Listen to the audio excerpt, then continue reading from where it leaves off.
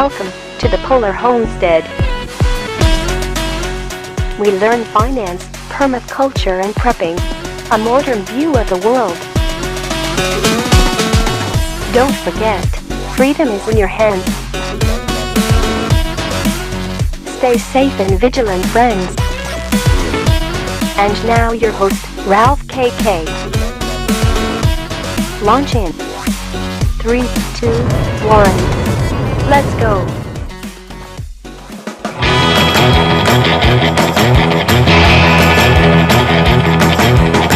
Welcome to the apocalypse.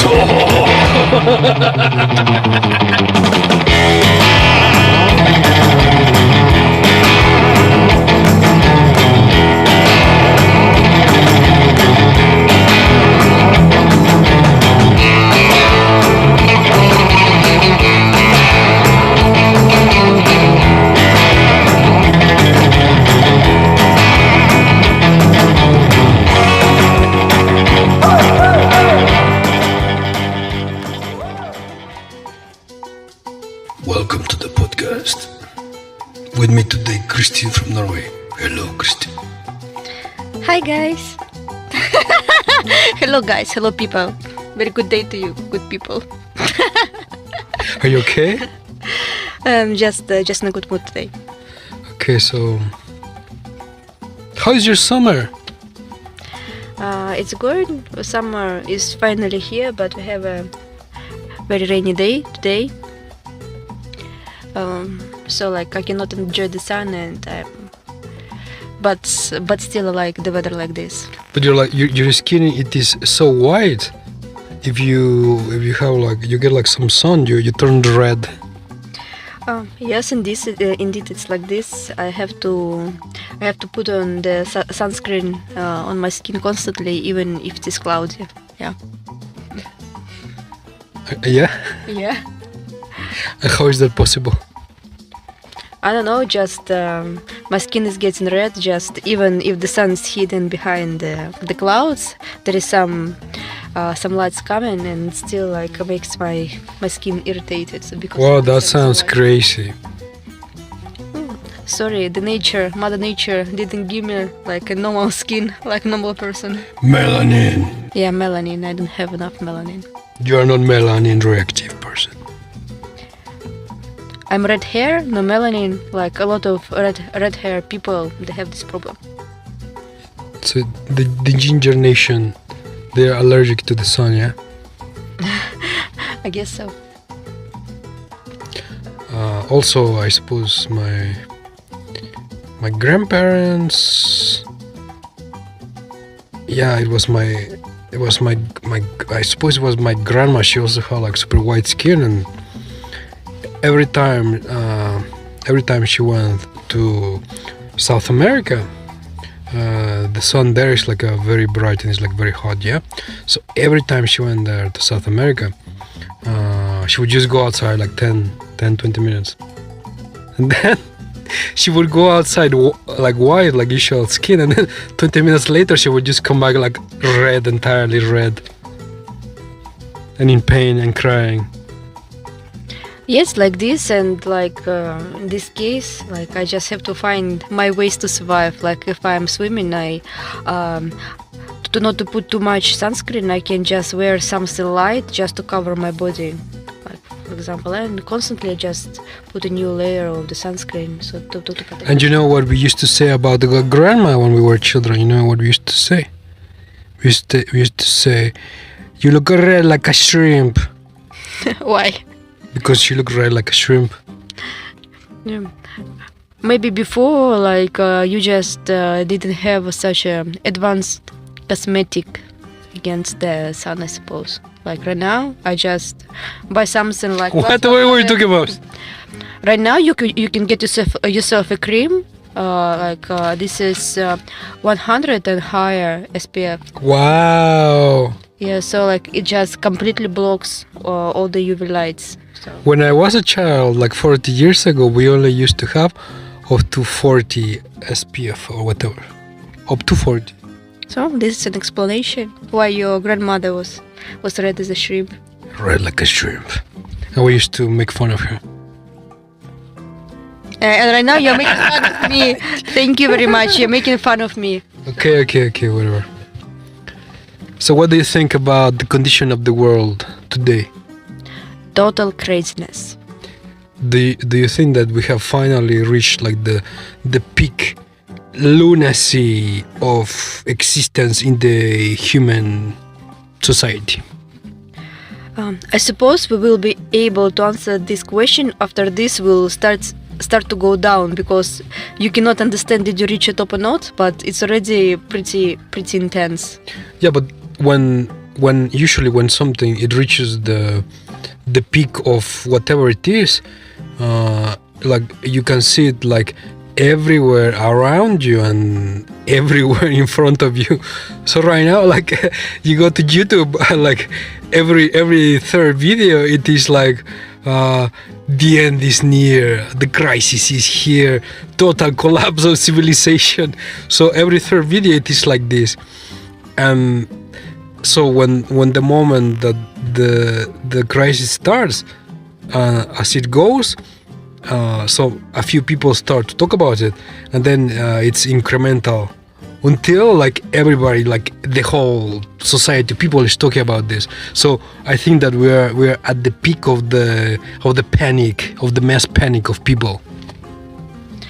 I don't think that we're at the top, but people, they're crazy, they're panicking. It's true. No, I mean maybe the crisis, like in reality, it is not so bad, but people psychologically, I think they reached like a peak somewhere.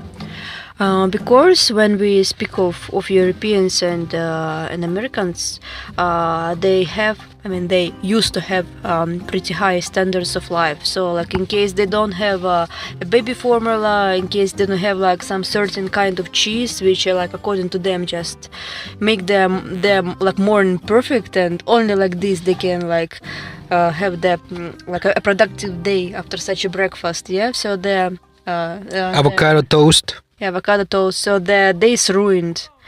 So like if we look at the situation like from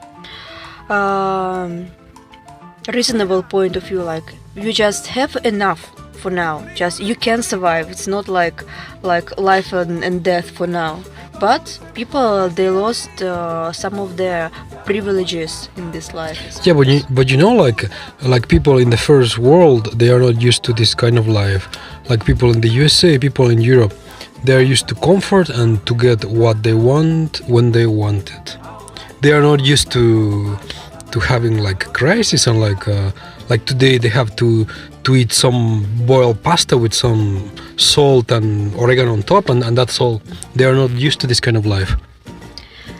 Maybe what I said sounds crazy, but what is happening from some kind of points, it's good, like because if you remember this experiment with the rats, when they put them in the perfect condition, and at the end they just like they got the males, they got this endless narcissism, and female, they just didn't want to reproduce anymore, and at the end just the whole population of these rats, they died. Yeah, so the humans, they are the same right now. They just got too comfortable, and this is like a shake, like something what maybe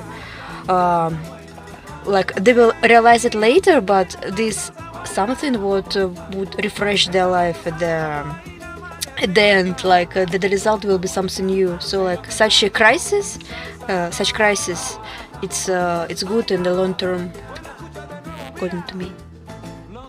So you're saying that people need to have like some struggle in life to improve themselves. Yeah, exactly. Just imagine for you, yeah, like just to drink your coffee every day, just don't care, yeah, like which kind of milk you have. You just every day 10 years. And you just already just don't notice how good it is. And then bam, and one day there is nothing. And then after like 1 month, 2 months of there is no such a milk or there is no coffee at all, you just grab this cup and you inhale this smell, and the life is perfect. So like this taste of life, if you are constantly like having it just constantly, you just don't notice this. So such crisis, it is good in the long term, just to understand how good life it is, the small things which you can appreciate. So this is what Germans, they are learning today. This is very hard lesson. very hard lesson for our German friends in Germany. Yeah, good luck, guys. Good luck, guys, with one bag of pasta per customer at the supermarket. It is too early to laugh. Maybe we are coming the same way, but yeah, like we will learn from your example. Yeah, but the point is that so these people in very rich countries like Germany, Norway, I don't know, Sweden, Iceland, they have like a very high standards of living. So when these standards of living they are reduced and people start to struggle, then it is like very difficult for people in these places because they are not used to this. Indeed, but like I say, it's all for good. You have to learn how to live in such a condition, and actually there is no yes or no, you just don't have a choice. We have the reality and we have to face it. Like for example, people in India, every day they are struggling, like the majority. So every day it is a struggle. So even when conditions are hard, they just try to survive, to keep on going. Yeah, I have nothing to add, like just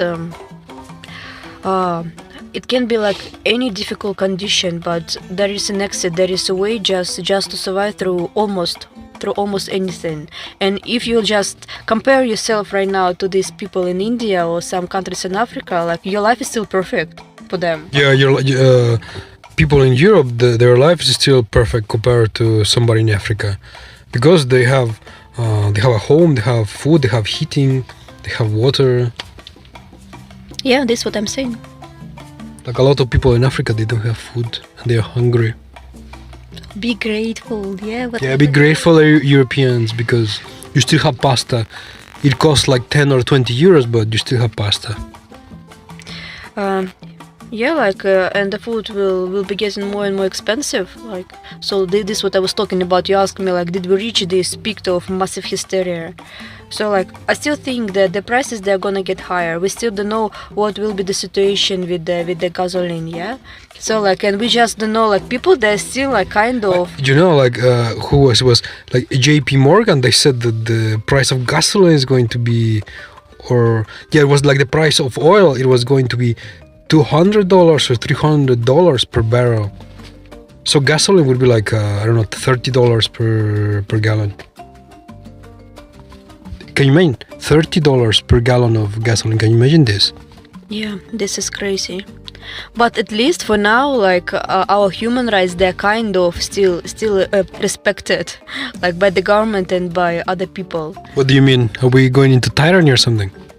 Yeah, like in case the prices, they're gonna get like very high, just unreasonable. Yeah. Yeah, we're gonna have like riots on the streets, like in Sri Lanka. Yeah. Yeah, and for sure, like we have to expect that our rights, they will try to limit our rights, and so this what makes people behave like not in a very civilized way usually. Like in Sri Lanka. Like in Sri Lanka.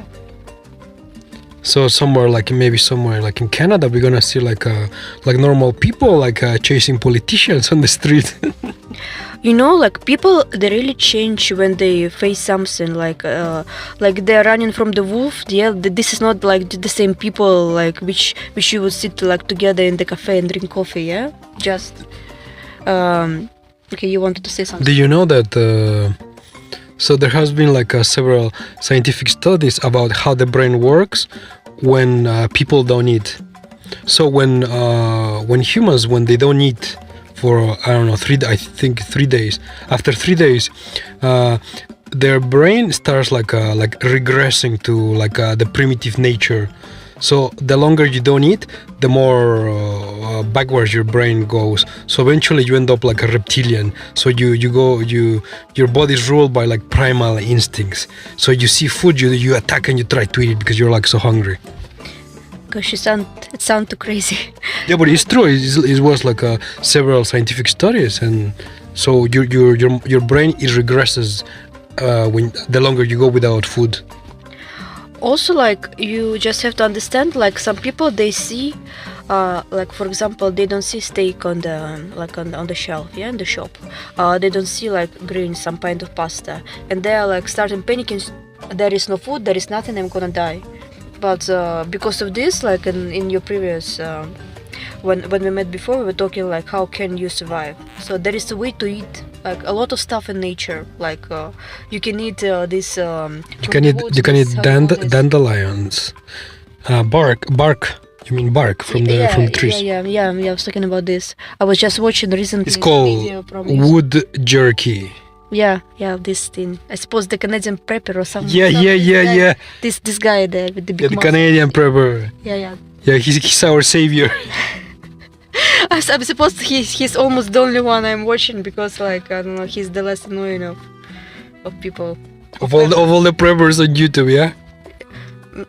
I suppose he's the most neutral and reasonable, because I don't want to start my day listening from some bald guy with the crazy accent. People, we are gonna die. Save yourself. Go, like I don't know. Like no, it's not for me. Sorry. And what is your favorite prepper guy? Of course, the Canadian prepper. He's the most reasonable one compared to all the other crazy YouTubers which have like a crazy eyes. You know, they start the video with the crazy eyes, and you're like thinking like, should you believe what the people are saying or not, or they just look like too crazy? Yeah. It's so it was mini advertisement for Mr. Canadian Prepper in your podcast. Yeah, he needs to pay us like royalties here for promoting his channel. Yeah, I suppose we mention him almost like every time because we were just both watching him. Yeah. So good day to you, Mr. Canadian Prepper. Okay, what else? The bark from the trees, you can eat it. So there is like specific methods how to eat it, but you can eat. Like in the Second World War, yeah, like a lot of people who were hiding in the forest, they didn't have anything to eat. So you could hear stories from very old people that lived during these times. They would tell you that there was nothing to eat, and they had to eat like grass or herbs from the forest, or like go and try to eat the bark from the trees. Yeah. Don't you think that it would be clever from these government channels and general television, like just to show people this kind of videos, like how to survive in case you don't have food? Why they don't do it? This is like something cultural, I suppose. For example, most of the Nordic countries, they usually try to educate their population, like to be ready for emergencies. So in Nordic countries like Sweden, Iceland, Finland, so the government tries to educate like the population like a lot in this respect. So they teach them what to do in emergencies. So probably they are teaching them that they can eat the bark of the trees. Bark from the trees, yeah. Yeah. You boil it and you make like some kind of soup of tree bark, yeah. Yeah, like in the morning you just come like, my dear husband, I prepared you some wood with some ants today. Yeah. You can actually eat ants, you know. You can eat insects. You can eat bugs. Like in Thailand, people they used to eat bugs, specific kinds of bugs, and some of them they are not even tasty, but they used to eat it. They are like hard, crunchy, whatever, and they used to eat it, even though they are not tasty. Okay, I trust your word. Okay, you try, you tell me. I've tried them. Bugs, they are like very tasty. The key is that they should be very dry and very salty. Ooh. Salty with like, I mean, you put like a lot of salt, like if you're like making like a dry meat. Stop torturing me. I cannot listen to this. It's too much torture. But in many countries, it's culturally acceptable to eat bugs. In many countries, it is culturally culturally acceptable to eat cats, to eat dogs. Like, but I don't know. Like, this is just different country, different rules. Giraffes, elephants, rats. Yeah. In Thailand, they eat rats. Do you know this?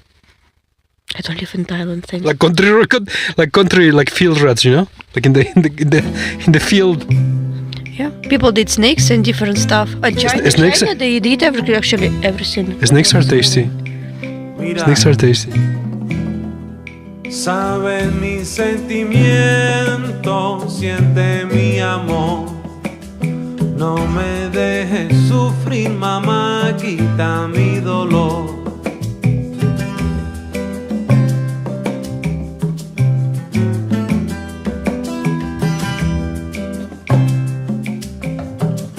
Eso, coge lo que quieras, toma con razón. Lo que quieres te voy a dar, también mi corazón.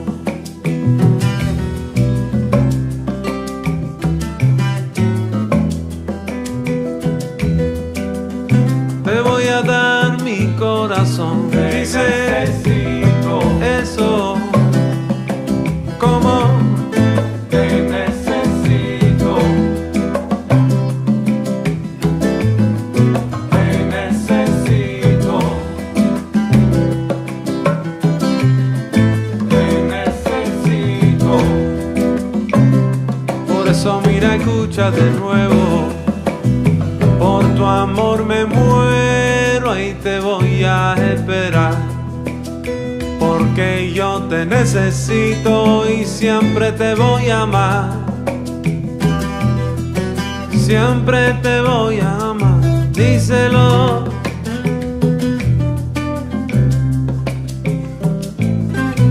Mira, no me dejes solo, eres todo para mí. Eres todo lo que quiero, no hay más sin ti. No hay más sin ti, no. No hay más sin ti. Porque te necesito, mi amor, te necesito. Ay, yo te necesito, la verdad. Ay, necesito tu amor. Necesito tu amor, necesito tu amor. Sabes mi sentimiento, siente mi amor. No me dejes sufrir, mamá, quita mi dolor. So did we reach top lunacy? Like I said, I think that nope. We will see this when people they will face real problems. But people, they are really like in big trouble today.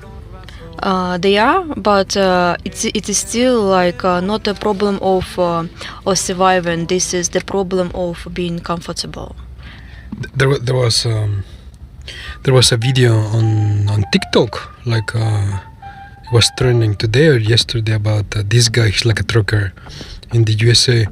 He was going around like a gas station and he was showing like a line of like 20 trucks or something, and he was showing the prices of the diesel, the gasoline, and he was showing that there was like two gas stations, 2 or 3, and they were empty. They didn't have any diesel to sell, and there was like the lines of cars waiting for the diesel because there was no diesel. So on top of the high prices, there is no fuel. What do you think about this? I think that like they had to be prepared for this. Like, what did they expect in case they just like put all the sanctions like to Russia, who brings a lot of oil? Yeah, like this. Like everybody should have expected that it would like come one day. So it is here. Maybe they should do what France is doing. You know what France is doing? They are buying Russian oil from India. So Russia is selling oil to India. In India they repack it and they make like a new mix. And then France is buying the Russian oil from India with a new presentation, like new brand. I just think that they should already finish this freak show, okay? Like everybody knows what for, or like all of this was done, and I hope that this war machine finally had enough of this, and it just will finally finish, and everything would go to normal. Because like this, all of this is just temporary decisions. Like it cannot continue like this. Normal life is not possible without cooperation in this world. Yeah, sure. I don't know. At this point, it is with the current situation. It is like it is a conflict of, and the winner is going to be the country or the team that can last longer in these painful conditions. Yeah. So the country that can stand like more pain is going to be the winner. And so far, like the USA and Europe, they are like in a lot of pain with the high food prices, high fuel prices, a scarcity of everything. So the question is like, are they like masochists or something? Do they like the pain? Do they want more pain? Do they want to continue with this? Like I don't know. Like the government needs to get to some point where they say like, oh, okay, this is enough. I'm tired of this. I need to do something else. The point is that it is not about losing and about winning. I think like maybe it sounds crazy, but all of this what is happening with the disease, with the COVID-19, and then all this war stuff and all the sanctions and other stuff, like different issues between the countries. Like if we just look deeper, like it can you can think that they just try to justify, to explain the actions because of we know that what the scientist says, that it is not enough resources even for 30 years. Yes. Yeah, like there's no resources. Like everybody knows this. There are not enough resources. So they have to decrease the amount of population. They need to decrease the amount of the stuff they're taking out from the soil. Yeah, in general. So like all of this just to justify their actions. So because of this, I'm telling that there are no winners and losers in this game. This is just I don't know, like the chain the events, which would be like anyways happen in case not war than something else, like in case this thing didn't work out how they wanted, so like the war is here. In case it will be also not the result they want, like have to expect what monkey jumps flu or whatever, like what is the next like what, the monkey flu? No, you said like the monkey flu. Yeah, like so like what, maybe this is the next disease just to explain why a lot of people dies and why they're suffering. Well, yeah, but you know, like, I mean, if people really wanted, like, everybody could just be friends and get along with each other and try to, like, improve this world, try to improve the earth, try to make it life better for everybody. Like, supposedly, according to research, so there has been famine in Africa for more than, I don't know, 50 years. So according to researchers and models of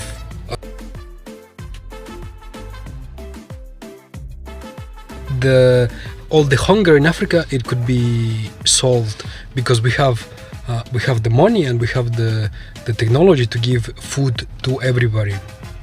So it is not a question of if we can do it or not. It is a question of if we have the willpower to do it or the desire to do it, because like I said, everybody could just try to be friends, like shake hands and try to solve problems together.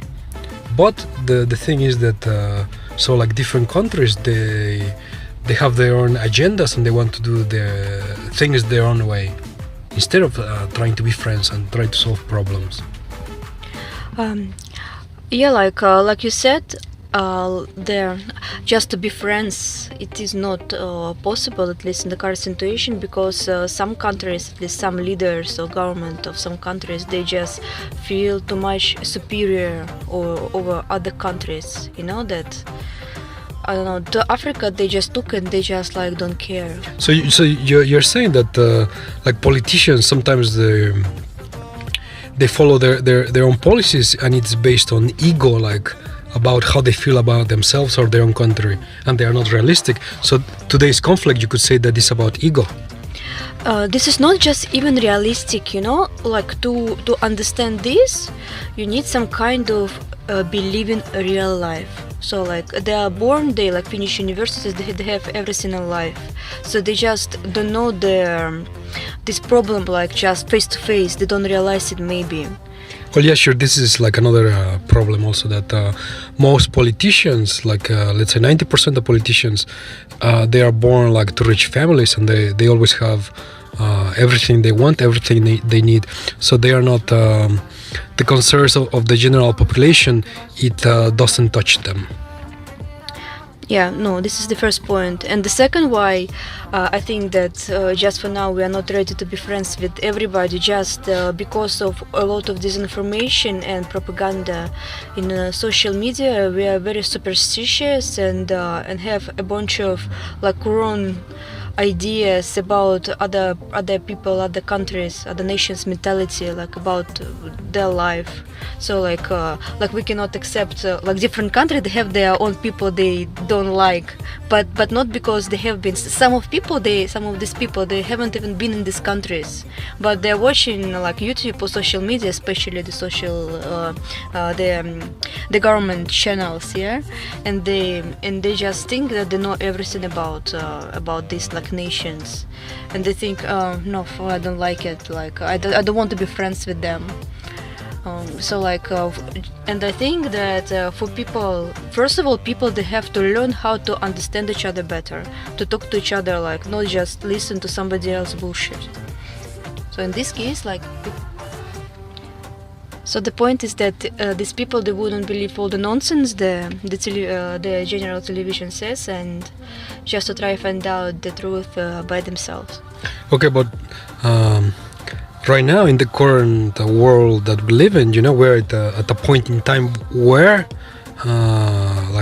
governments and countries, they cannot be selfish, they cannot just try to dominate everybody else, because the environment is collapsing, is like in a very bad shape.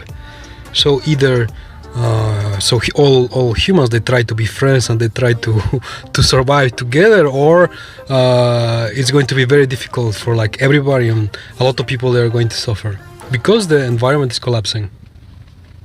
For this, you need like to be on the top of the government, like the presidents, the leaders have to be like young president, not young. Yeah. So like not the dinosaurs who's like maybe like 10 years last to live. So they just don't care what happens. Yeah. And this topic is like trending online. Like a lot of people they are talking about it. That why do we have leaders who are like 70-year-old people, 80-year-old people, like the senators, the presidents?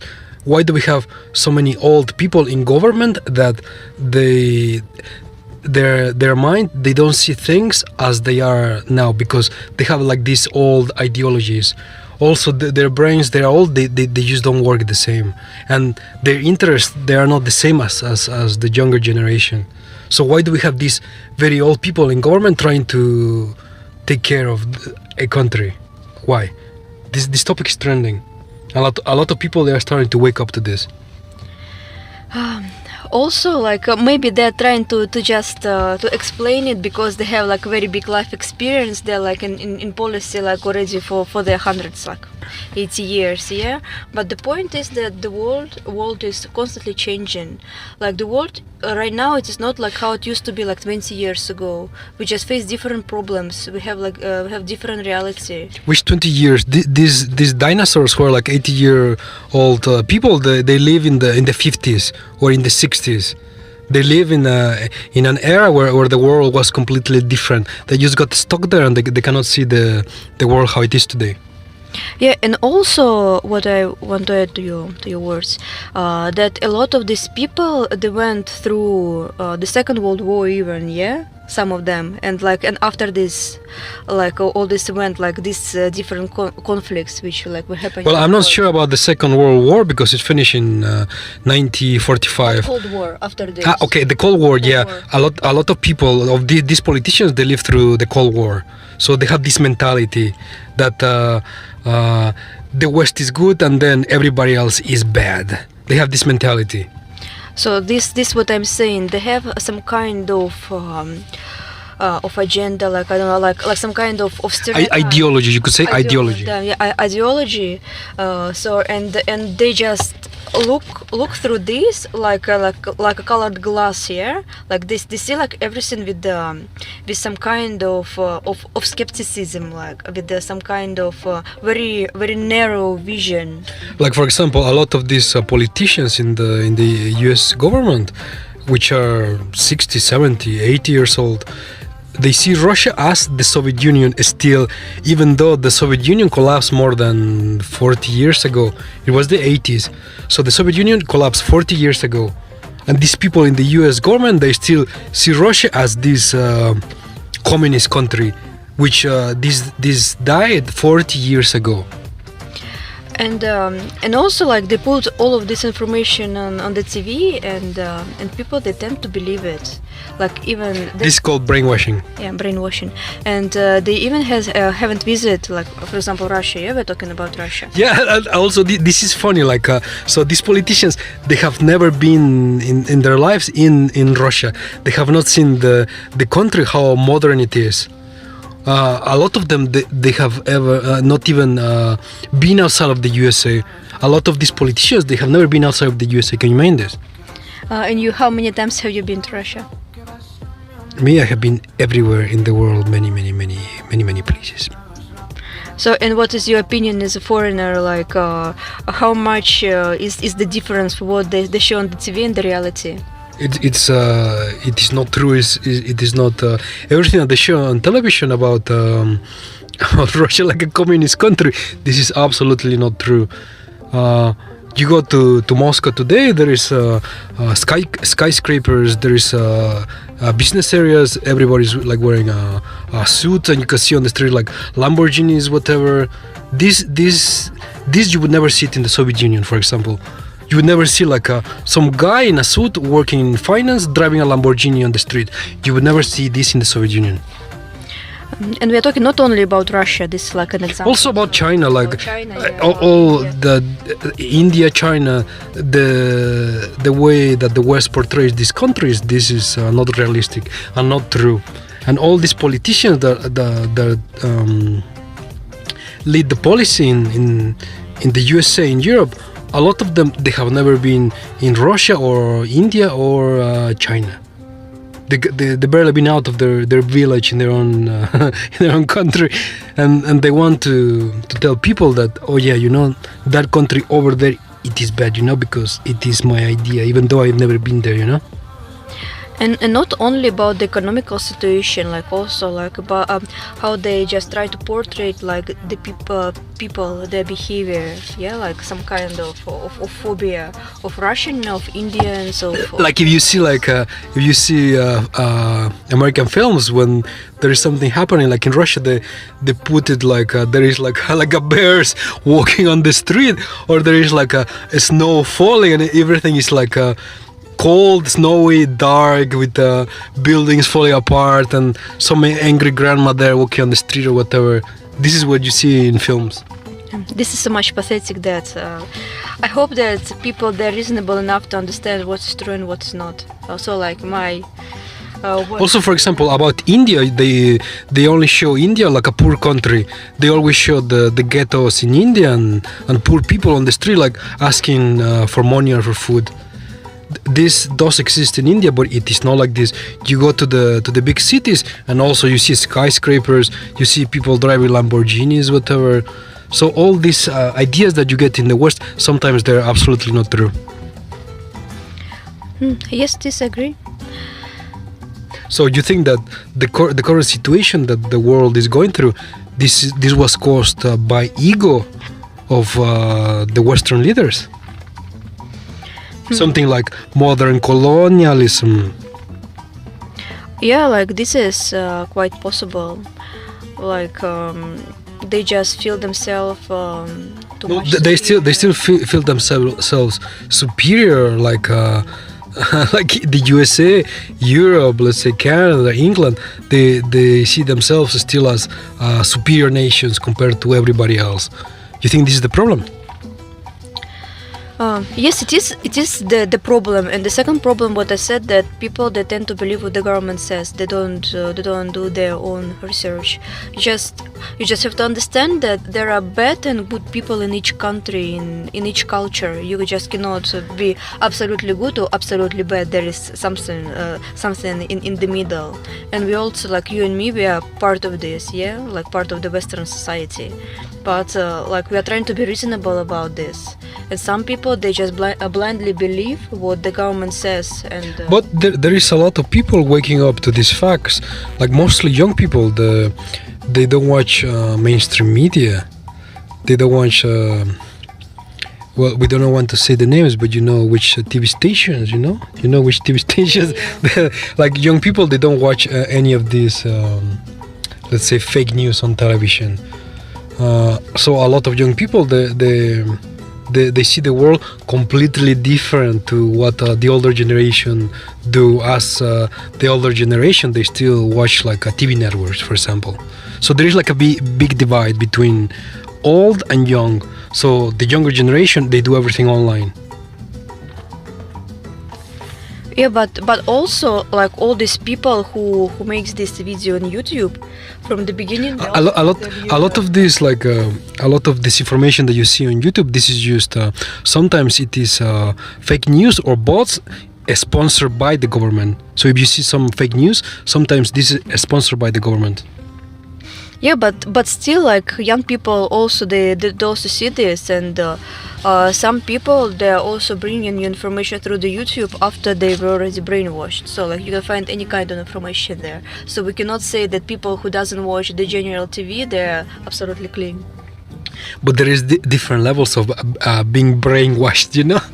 Like if you watch like TV networks, this is like 100% being brainwashed.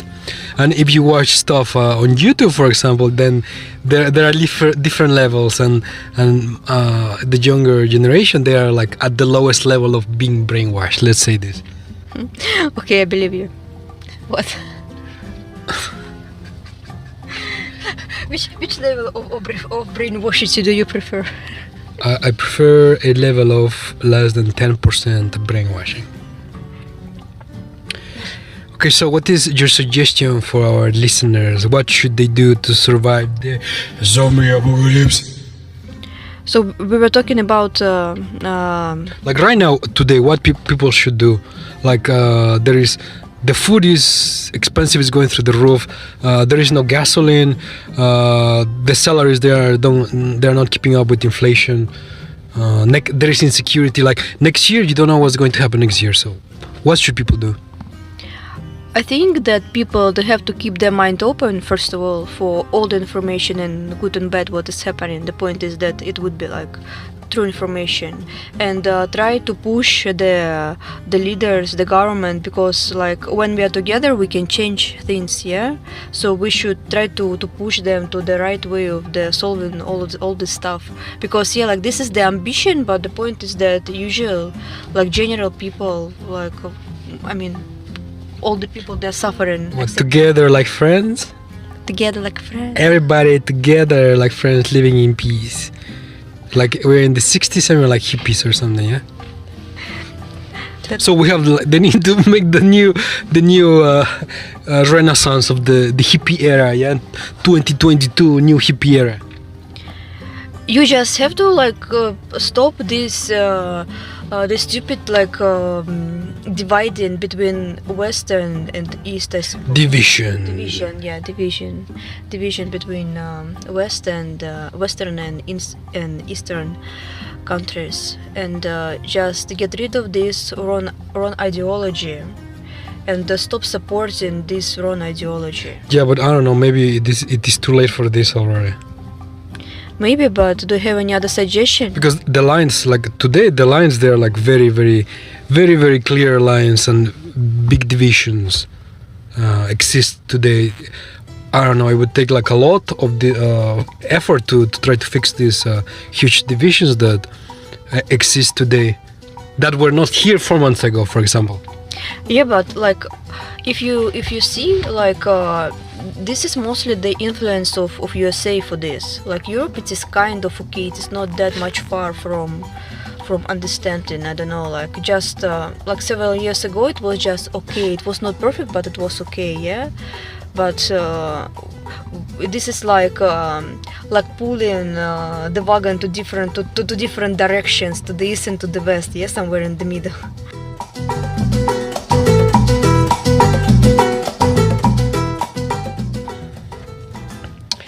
Okay, so Christine from Norway, it is time to go. Say goodbye to your audience. Goodbye, audience. Good luck to you.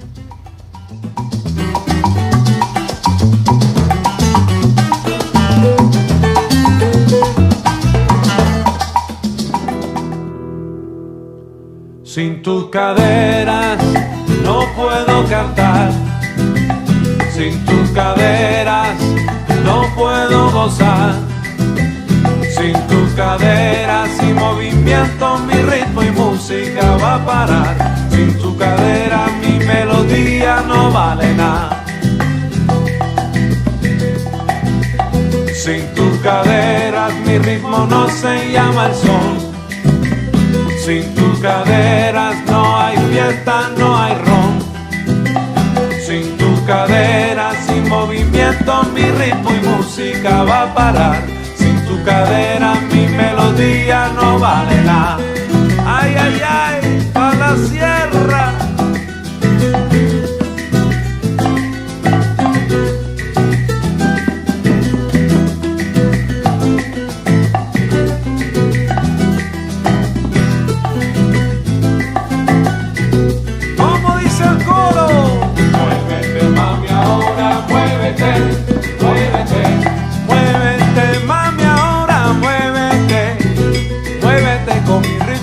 Muévete, mami, ahora muévete, muévete.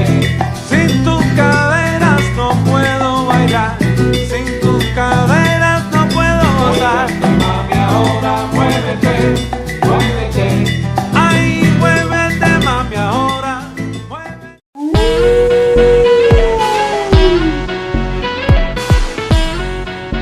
Welcome to the Polar Homestead. We learn finance, permaculture and prepping, a modern view of the world. Don't forget, freedom is in your hands. Stay safe and vigilant, friends. And now your host, Ralph KK. Launch in 3, 2, 1. Let's go.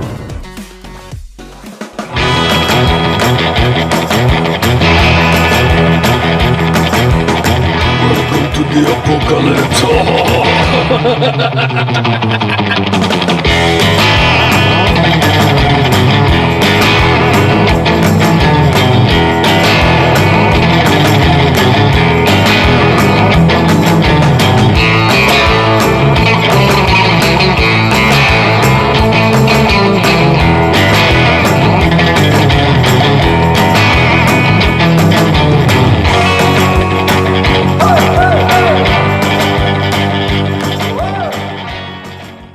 My fellow humans, it is time.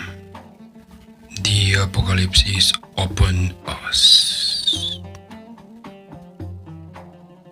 It is time to go outside and fight the zombie hordes and try and get some pasta from the shop or some, I don't know, cookies or something.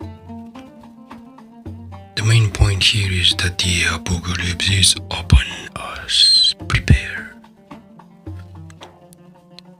We are surely going into some kind of Mad Max territory. Especially looking at the fuel prices, the gasoline, the diesel, they keep going up through the roof, the prices. If you remember, or if you've ever watched the first Mad Max film, yeah, with what's the name of this actor, Mel Gibson, yeah. This film is like 40 years old, I think. Okay, so if you watch this film, this is kind of the way that it started. There was some kind of economic collapse, and then the fuel prices, they just kept going up until everything collapsed, and then people were fighting over fuel. So maybe we are in some kind of alternative reality where the vision of Mad Max, this is happening in front of our eyes. Prepare now. Have you got your water and bags of pasta and your plastic container to gather fuel from other cars on the highway or something? I don't know. Anyways, today's topic, it is Bitcoin. The collapse and death of Bitcoin finally is upon us. Yeah, that is just a joke. This is just clickbait. Clickbait, bros. You know, like mainstream media, like every 6 months or every year, they come out with these headlines, big letters. You know, it says Bitcoin is dead. Bitcoin is finally dead. Bitcoin finally has crashed and it's going towards zero. Or Bitcoin has had a rundown of minus 80% and 90%. Bitcoin is on the last steps, on its last legs. And you know, mainstream media, they just like to repeat this over and over. And for 12 years, they have said this every 6 months, every year, continuously. And it's just kind of funny, you know, because people who are not involved in cryptocurrency, which are like outsiders, like the average citizen, they live their usual lives, so they are not in touch with the market. And when they see these headlines, they believe it. They are like, oh no, bro, Bitcoin is dying. What do we do, bro? No, Bitcoin is dying. I should not buy this. It is dangerous. Also, mainstream media, you know, they like to portray Bitcoin as some kind of a shady thing for criminals, or like some shady alternative digital crazy currency for hackers or something. Or at least for the last 10 years, they try to portray Bitcoin something like this, like some kind of money used for criminals. Today, after 12 years, the people who don't like Bitcoin, yeah, they're trying to rebrand this as Bitcoin being something bad for the environment. Because, you know, like all these miners, they are like burning down the earth. The machines they are running constantly, they are mining Bitcoin, and they are using the whole energy of the whole sun just to mine Bitcoin. So this is I would say the second decade rebrand. So because Bitcoin has now become like a whole lot more popular, and it's going mainstream, yeah. So now it is not used by criminals. Now it is used by people with who doesn't care about the environment, yeah. Like people who don't have morals to protect the environment, because they are using Bitcoin, they are contributing to the destruction of the environment. Or so this is what the mainstream media, they want to say now. So you use Bitcoin, you are destroying the environment, bro. This is bad.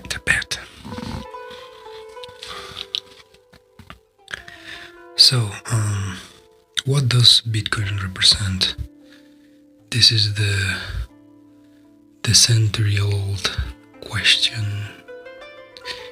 Bitcoin, it represents freedom. Who created Bitcoin? It was this guy or group called Satoshi Nakamoto. The year was 2009. And the funny thing, yeah, it is that Bitcoin was created after the last financial crisis, which almost destroyed the world economy. The financial markets, the housing market, it was the markets, or the whole system was on the brink of collapse. And this was 2008. And the government, it came in and it bailed out everybody. The banks, the corporations, used everybody. They used to start and giving out money, buying stocks, buying things, the government, and they saved the system. So then after this, this guy, Satoshi Nakamoto, he came out and he said, no more, I shall create a system which is not attached, or it is dependent of the current system, or an alternative system, or a new system to replace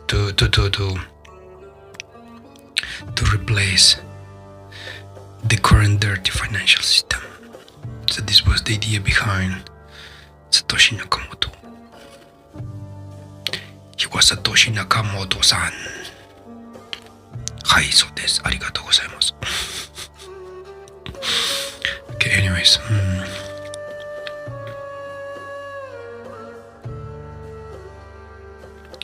So the idea of Bitcoin was to be some kind of replacement or alternative financial system to the one that already existed.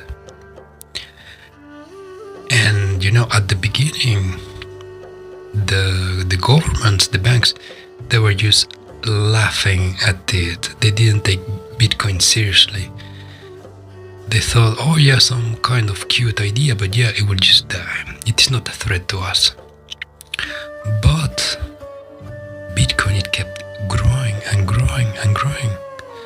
And after 1 year, 2 years, it had become quite popular among, you could say, the first users were cypherpunks and geeks and computer nerds, and people who saw the possibility of something new being created. So these true believers of what Bitcoin represented, they started to create and to build the system, the market. And then let's say 2009, 10, 2011. By 2011, it was already established like some kind of currency, and at that time, it indeed was used by online criminals. There was this online marketplace on the dark web called the Silk Road. There you could buy or sell any kinds of illegal stuff. It was a decentralized market, you could say, on the dark web, and there you had to pay with Bitcoin. This was the first use case. So by 2011, so like the banks and the government, they already saw Bitcoin as a threat. And from that point on, they started a low-key attack against Bitcoin. Low-key, eventually turning like a full-on attack on Bitcoin. So today, the day is June 20, the year 2022, and Bitcoin has collapsed, or so they say. The last price was almost 70,000. The top, you would say, of this cycle was 70,000, and today it is, in the morning it was around $18,000.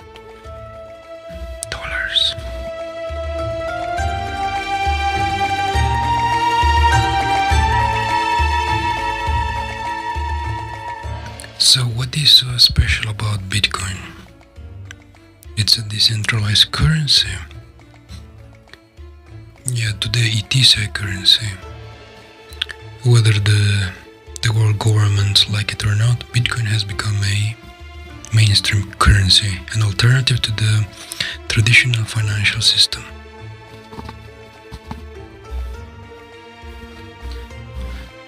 So what is so special about it? Well, first there is 21 million coins. This is the total amount that there will ever be. And according to estimates, around approximately 5 million coins have been lost permanently. So in reality, it is not 21 million coins, it should be something around 15 million coins. This is the maximum supply there will ever be. Also, the network, it is decentralized. Decentralized, it means that it is the nodes they mine Bitcoin, or they host the node all around the world in different places. Decentralized, it means that there is not just one person in charge of this. There is several hundreds, thousands of people hosting a node or mining Bitcoin. Also, there is the wrong idea that for the Bitcoin network to exist, you need to be continuously mining it. This is a misconception spread by the mainstream media, you would say. So you don't need to mine Bitcoin to keep the network alive. You can just host a node. The action itself, it's something very simple. So there is one kind of official Bitcoin wallet. You go to bitcoin.org, you download the wallet, and then this will sync with the network. Currently a full node is something like 2 gigabytes, I think. So you have to sync with the network. This means that you download all the transaction history from the other nodes to your node. So once you downloaded everything, you can become a node and start confirming the transactions of other people. You don't mine Bitcoin, you don't get paid for this, but you host the network. So it means you can just run a node and keep the network alive, you could say. Also, there is the misconception that you need a very strong computer or some powerful machine to mine Bitcoin. To host a node, you can do it on the weakest kind of computers you can find. You can even do it on a Raspberry Pi. And these mini computers, or the Raspberry Pi, they consume something around 10 watts of electricity, or even 15 watts maximum. So this misconception that Bitcoin is burning down the earth, that you could say this is just falsehood spread by the mainstream media. Which you should ask yourself this question: who is behind the mainstream media? Which people, which powers, which governments are trying to push this misinformation?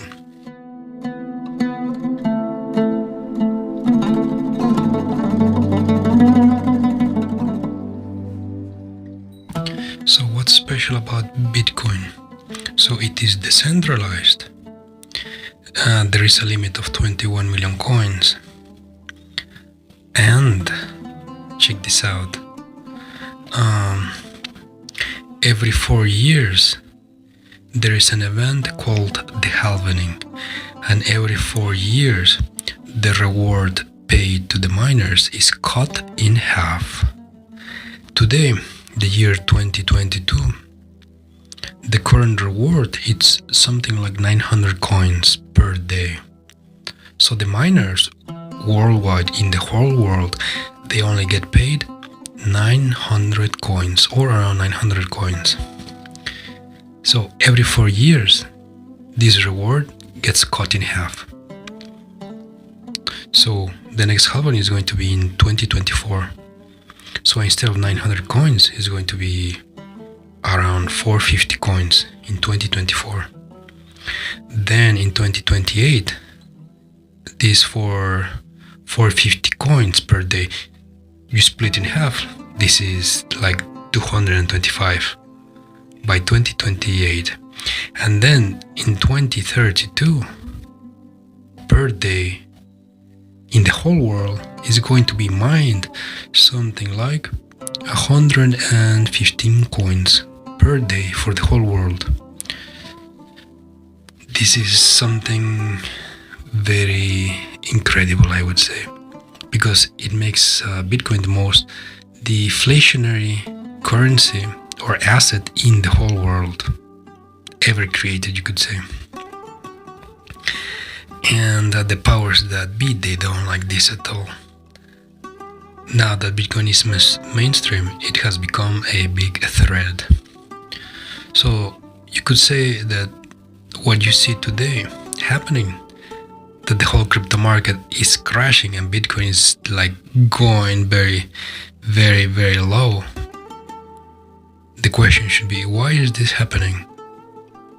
Is it because people are panicking? Or is it because of something else?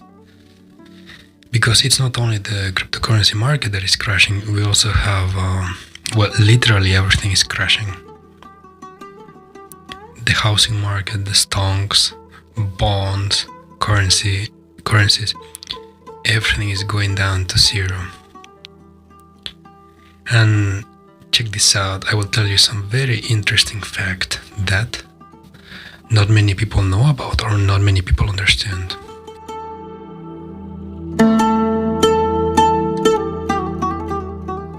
In finance or in financial markets, you can buy assets in a spot or in futures.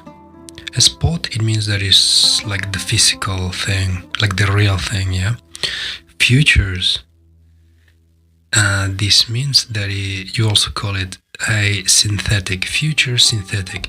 It means that it is not real. You're buying like a contract for the real thing. In financial markets.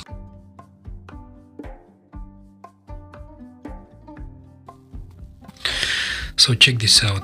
Very suspiciously, the Bitcoin ETF, which is the spot market for big players, the Bitcoin ETF has been denied by the US government for around something like 7 years, I suppose, at least that I can remember. For 7 years, the Bitcoin ETF has been denied, and not just one application. There is like dozens, hundreds even of applications for a Bitcoin ETF made by different institutions or corporations. A lot of people, they want a Bitcoin ETF so that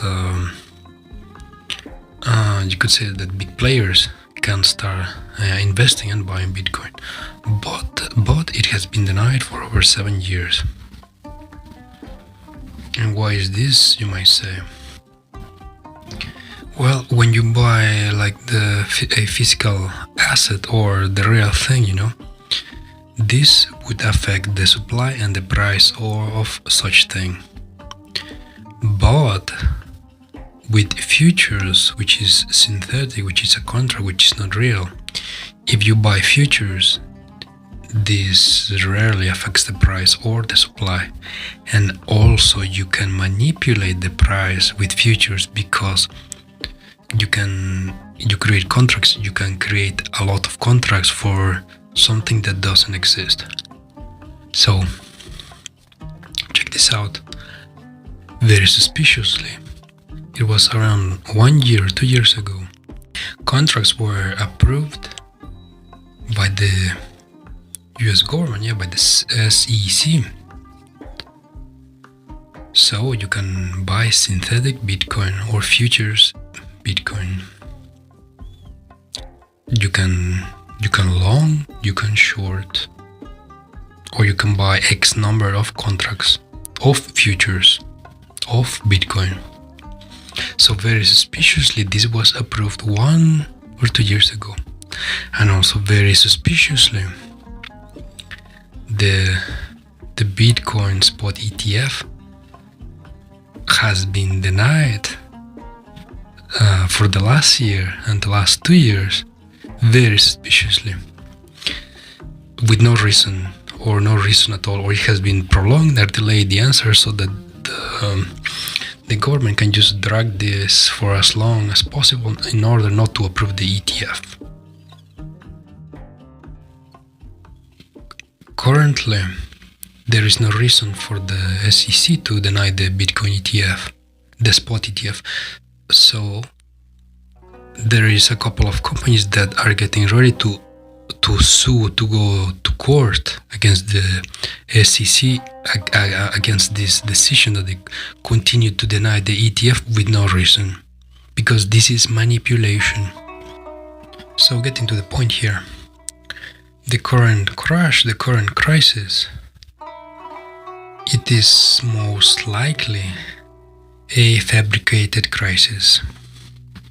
By the way, it's not me the only one saying this. If you go to YouTube, you go online, there is a lot of people saying that probably all of this crash, all of this situation, everything is being created by the government in order to destroy everything and then to introduce a CBDC, or a central bank digital currency.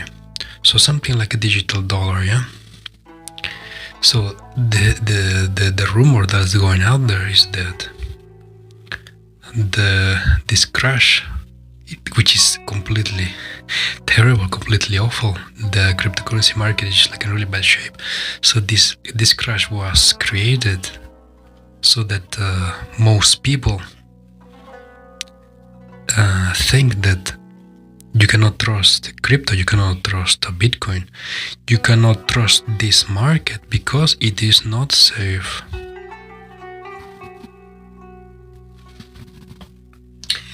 You know what they say out there? You create a problem and then you come back with the solution. So you cannot trust Bitcoin, but hold on, my friends, you can trust my CBDC because it is backed by the government, you know, and the government, we got the taxes, we got the military, and you can trust us because we are the government, you know. But no, Bitcoin is bad. You should not trust Bitcoin, even though it is decentralized, you know, like Bitcoin is used by hackers and criminals, and now it is destroying the environment, you know. So this is how it goes.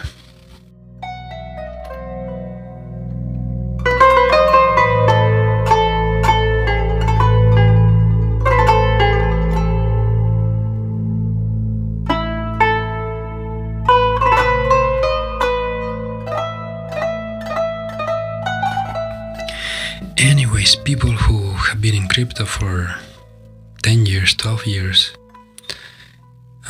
these veterans, they are not panicking. They are holding steady to build the network and to keep on going. So remember, my friends, the next halving is going to be in 2024, and most likely the next bull market will be in 2025. And remember, you buy Bitcoin today, and in 10 years, the mining rewards will be 4 times less. So today the mining rewards, they are 900, and by 2032 they will be 115. Just remember this. And that is all for today. And I will see you next week. Goodbye. Don't forget to survive the zombie apocalypse.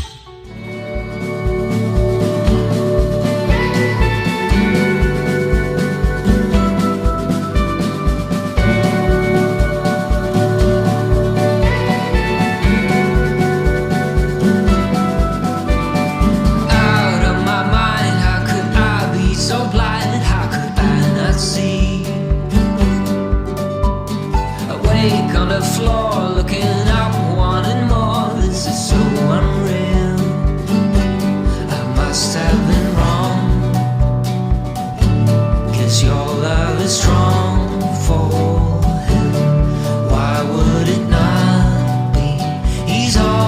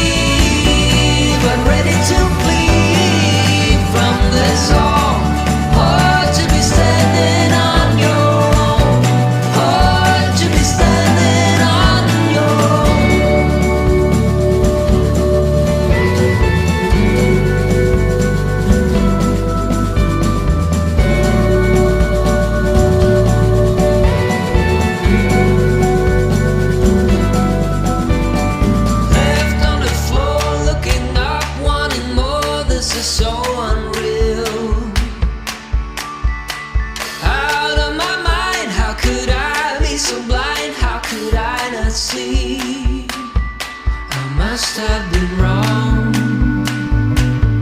'cause your love is strong for him.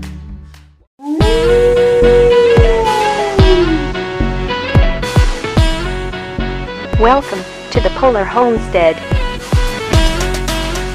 We learn finance, permaculture and prepping, a modern view of the world. Don't forget, freedom is in your hands. Stay safe and vigilant, friends. And now your host, Ralph KK. Launch in 3, 2, 1. Let's go.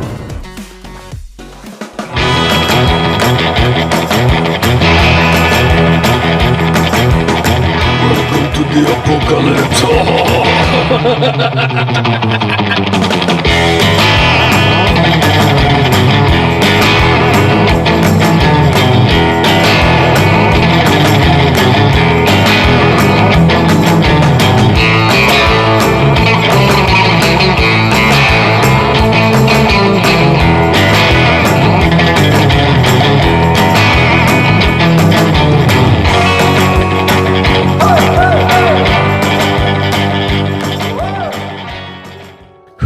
Hey, beautiful people, what is happening today? My fellow humans, the apocalypse is here again. Or so we say every day, because the apocalypse is always here. So here it goes. Welcome to the apocalypse. So I would say we are like halfway through the summer. The potatoes, they are growing. I've got all kinds of herbs and greens in the garden. I've got cilantro, I've got parsley, I've got some rucola, kale, the magical kale that you put it in the ground and it just grows everywhere like a weed. So I suppose we have something like 2 months left of the growing season. By now most of the fruits there, or the fruit trees there, most of them, they are pollinated, they got fruits, they are growing. They are halfway through. The berry bushes, they are also halfway through. I would say that in around something like maybe 2 weeks, 2 weeks or 3 weeks, all my berry bushes, all the fruits there, all the berries, they will become ripe, ready to be taken and eaten. So today in the news, besides all the financial crisis and financial depression, contagion that is happening all around, today we have something like a big event happening. Unprecedented event that has not happened for more than 100 years. Today it seems that apparently Russia has defaulted on its foreign debt. This has not happened since the Bolshevik Revolution, more than 100 years ago. So it seems that they will not be able to pay the money because of the sanctions. It's not that they don't have the money, it is that the West is blocking them from paying the money. So the West is forcing Russia to a default. And the consequences of this are unknown. We do not know what is going to happen.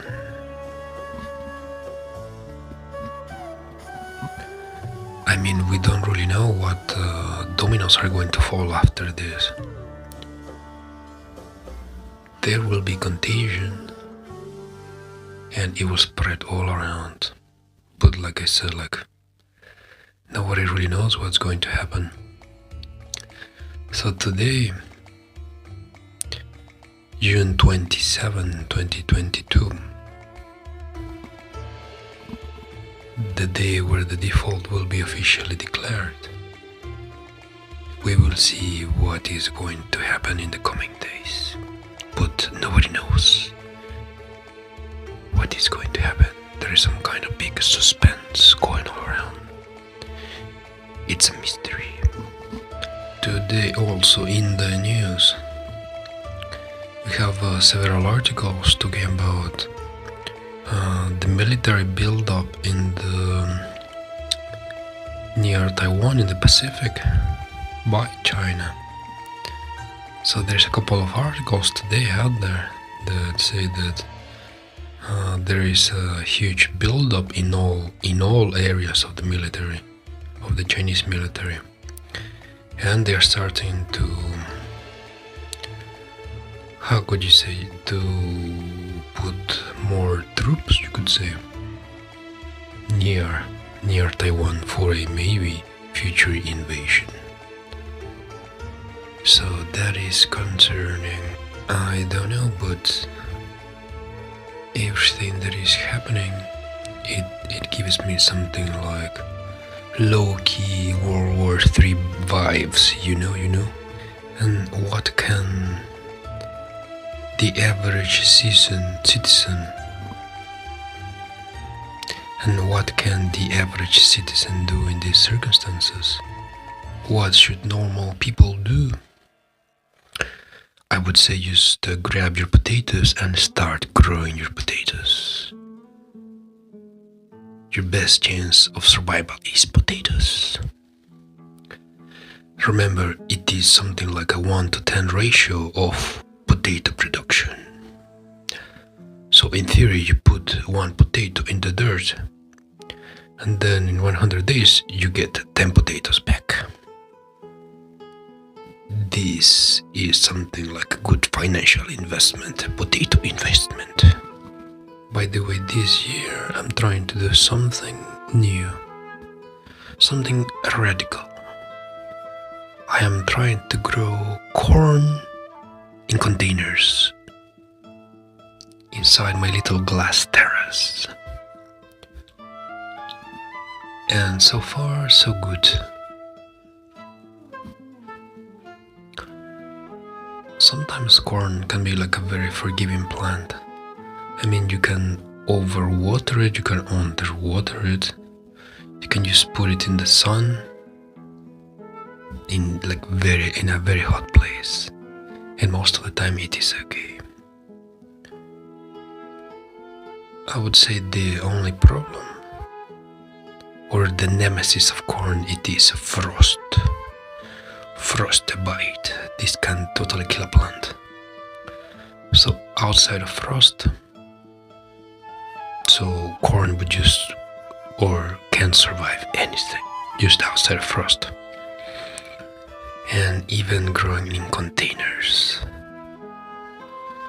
So let's see how that little experiment goes.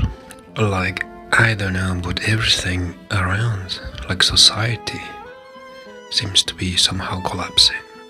The financial markets, I mean, they are so terrible, like you don't even want to talk about it. Also, the cryptocurrency market, it is so terrible, you don't even want to look at it or hear about it, because it is like so terrible. Bitcoin went from 70,000 all the way to $17,000. That is catastrophic. And then because of this major correction, centralized lenders have gone bankrupt. There is Celsius, BlockFi, a couple of others, they are highly illiquid. And now check this out. Some banks, they want to buy them out. Supposedly, like Citibank, they want to buy Celsius. I mean, that is kind of ridiculous. Ridiculous, because cryptocurrency is supposed to be decentralized. So I mean, the markets are so terrible, you don't want to look at it. You don't want to hear about it. You don't even want to think about it, because it is so bad. We are halfway through the summer. I would say just grab your stuff, go to the sea and stay there 1 month near the sea somewhere, and just try to chill for 1 month, because things are so terrible, you just don't want to hear anything about anything. And so we have all these, you could say, strange things happening all around us. Like the last 3 days, for example, it's been Lithuania. It has been cyber attacked for 3 days, non-stop. Lithuania. It's a hacker group which is supposed to be based in Russia. This is a retaliation for what Lithuania did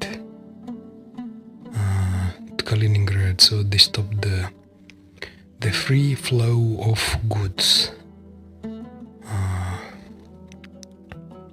So any trains going from Russia to Kaliningrad, they have to go through customs through Lithuania. So they decided to follow the sanctions imposed by the USA. So most of or 50% of the stuff cannot go through. So for the last 3 days, Lithuania has been cyber attacked non-stop. I suppose the hacker group is just testing the vulnerabilities of this country to see how far they can get. And in theory,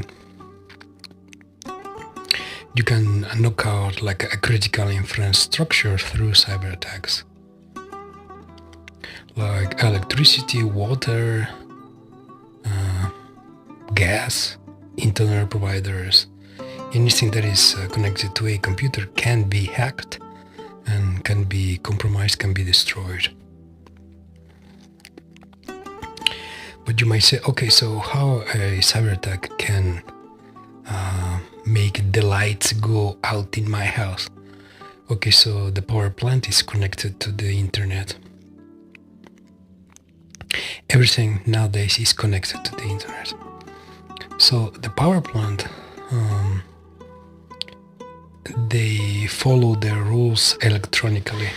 So if a hacker takes control of the systems of the power plant, they can very easily make something malfunction, which can stop the flow or can destroy a critical component or system inside the power plant. They could make like some capacitors overheat, explode, and that's it. The power plant is off. It really depends how advanced the attack is. They could just destroy the whole plant, depending how advanced these hackers are. So yes, indeed, cyber attacks are a new kind of warfare, which is very effective. Now the big question is, are we already in World War III or not? This is the question, the $1 million question. Are we in World War III or not? Well, if you look at history, wars usually they last for years, decades, and sometimes even hundreds of years. For example, England was officially at war with France for more than 100 years. Can you imagine that? More than 100 years officially at war with another country. It's a long time. And the past world wars, World War I, World War II, they took decades to unfold. Let's say 1 decade. And here's the funny thing, here's the kicker. If you are going through a world war, you usually don't know that you are in one until you are halfway through.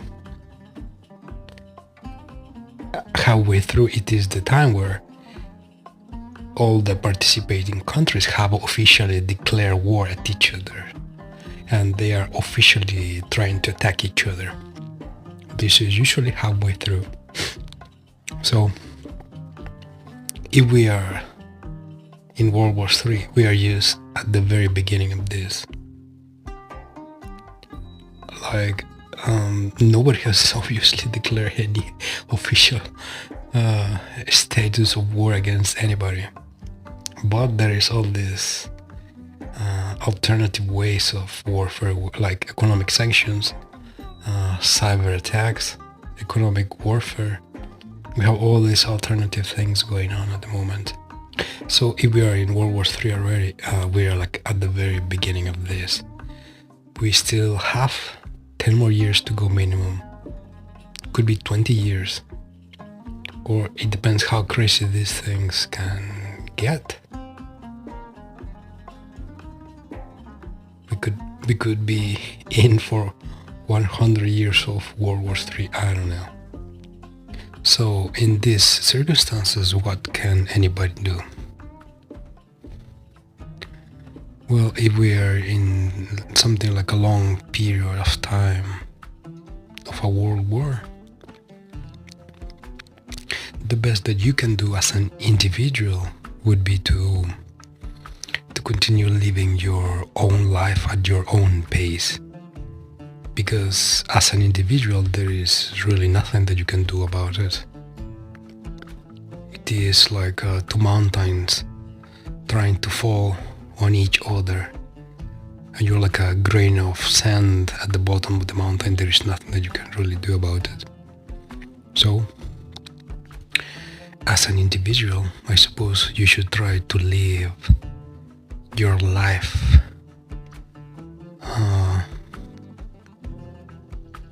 by your own rules, at your own pace, by your own decisions. So even if we are at the beginning of a world war, as an individual, you should just keep on going with your own life.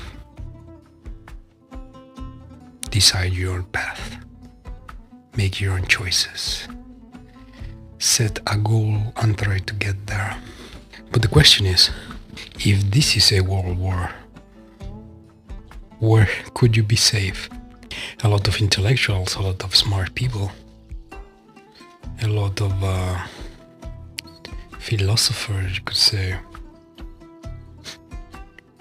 their favorite choices of countries to go to, it is 1, Argentina, 2, New Zealand, and 3, Antarctica.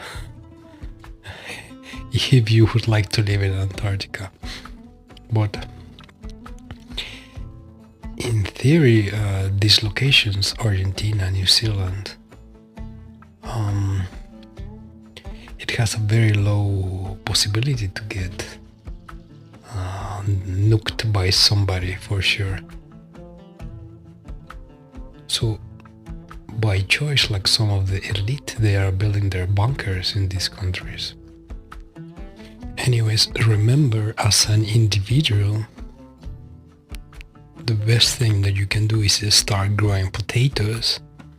Potatoes, this is the food. This is the food that will sustain you through the coming World War III, people. Remember, the ratio is 1 to 10. You put in the ground 10 kilograms of potatoes, you will get within 130 days, you will get something like, you put down 10 kilograms, you will get something like 100 kilograms of potatoes. 1 to 10 ratio. You don't even need amazing dirt or amazing fertilizer. Potatoes are something miraculous, you could say. Just drop it in the dirt and come back later to see what happened. You could say potatoes are the choice of the post-apocalyptic survivalist, the official sponsor of the Wasteland Survivor. Also, potatoes, besides being used as food, it can be used as fuel, and it can also be converted into alcohol for drinking. You can make a very delicious vodka out of potatoes. But yeah, I'm not so sure people, or most of people, are aware of the pickle we're in, because we're in a pickle. We're in a situation where big countries, they're playing a chess game of, you could say, a death match. Chess for conquering and domination. The pieces are moving across the board, and slowly the possible moves that the opponent can make are becoming less and less. So we are getting to a checkmate kind of position. Perhaps not checkmate, but we are getting to a point where certain decisions, certain outcomes are more likely than others. And today you can see that the world is being split into two positions. You could say it's the West versus the East. If you follow the news at all, like yesterday there was like the G7 meeting of nations, which is mostly the USA and pals. You know, the USA, Europe, Canada, Japan. So the star team, the American team together, the so-called G7. And check this out. What is like really funny is that the whole meeting was about Russia and China. Like, what are we going to do about this and them, and more sanctions left to right, and something to counter their moves and their power and whatever. I mean, the USA itself is falling apart from the inside, and the leadership of this country, they only care about, and the leadership of the USA, they only care about fighting with China and Russia. Instead of looking inwards, they're just looking outwards. In the USA, there is a huge amount of homeless people because of the economic situation, because it is really bad. So you can go to major cities and they have a huge problem with homeless people and drug addiction and all this kind of bad stuff. So the USA and the leadership of this country, instead of looking inwards to the problems inside their country, they're looking outwards. If you know history, if you are a student of history, if you know about the Roman Empire, there are so many interesting similarities, which is kind of funny and scary at the same time. One very peculiar parallel, you could say, not just between the USA and the Roman Empire, but about most empires through history. It is that at the peak of most empires, what usually happens is the total and absolute debasement of their currency. So it means the empire is bankrupt and they are just creating money out of thin air, which is currently what the USA is doing. But it's not only the USA. Throughout history, most empires, they get to this point just before their collapse and decline. this is the key sign that they're debasement of their currency. Probably next podcast is going to be about the rise and fall of the Roman Empire. So that's all for today. I will see you next time. Enjoy the music, enjoy the weekend.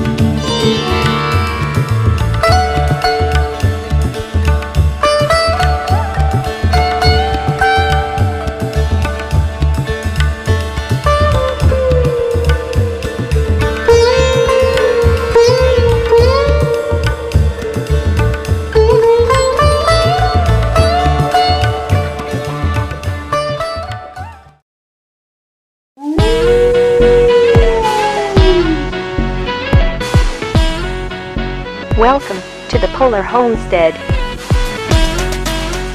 We learn finance, permaculture and prepping, a modern view of the world. Don't forget, freedom is in your hands. Stay safe and vigilant, friends. And now your host, Ralph KK. Launch in 3, 2, 1. Let's go.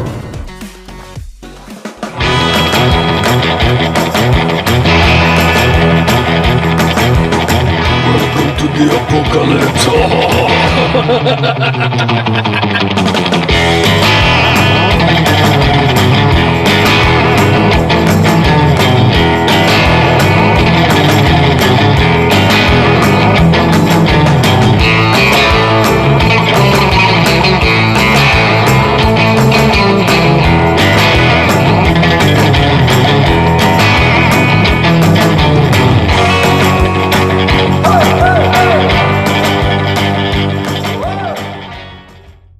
Welcome to the podcast. It is me, your host, Ralph KK.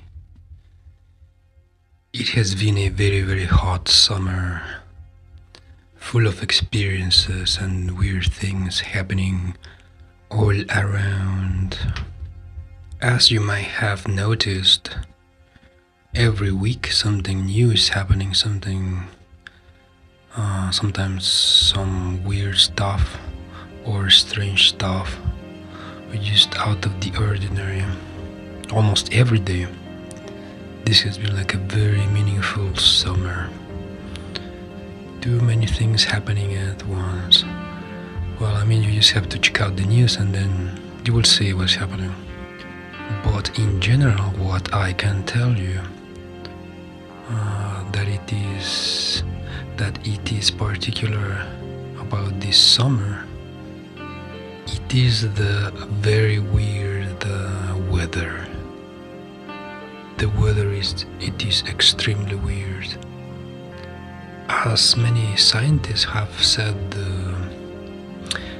the ecosystem of the Earth could be collapsing, or it is collapsing.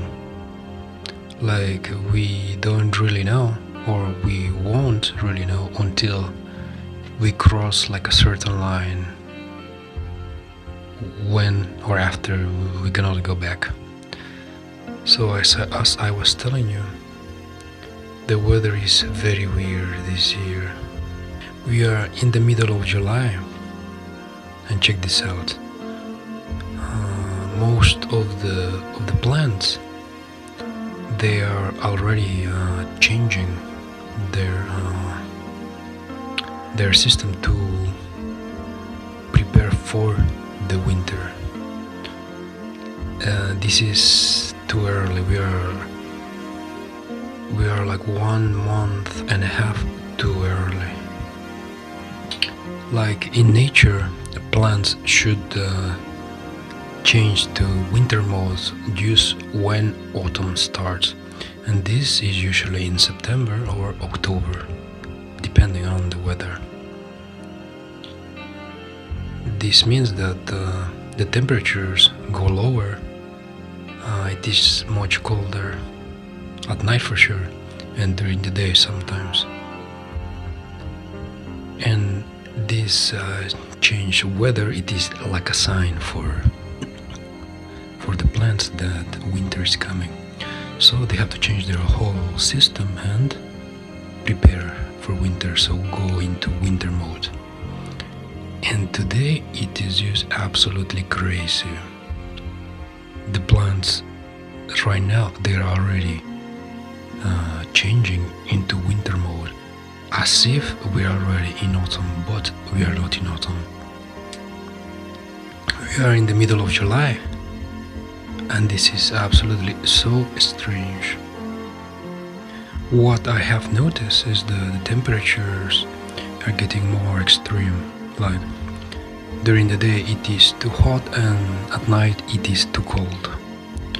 So during the day we have usually 30 plus Celsius, let's say between 27 plus and 33 plus Celsius, which in somewhere which is in Northern Europe, close to the North Pole, this is absolutely crazy. Okay, so check this out.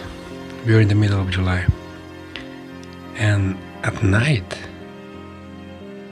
the temperature can go as low as 5 Celsius.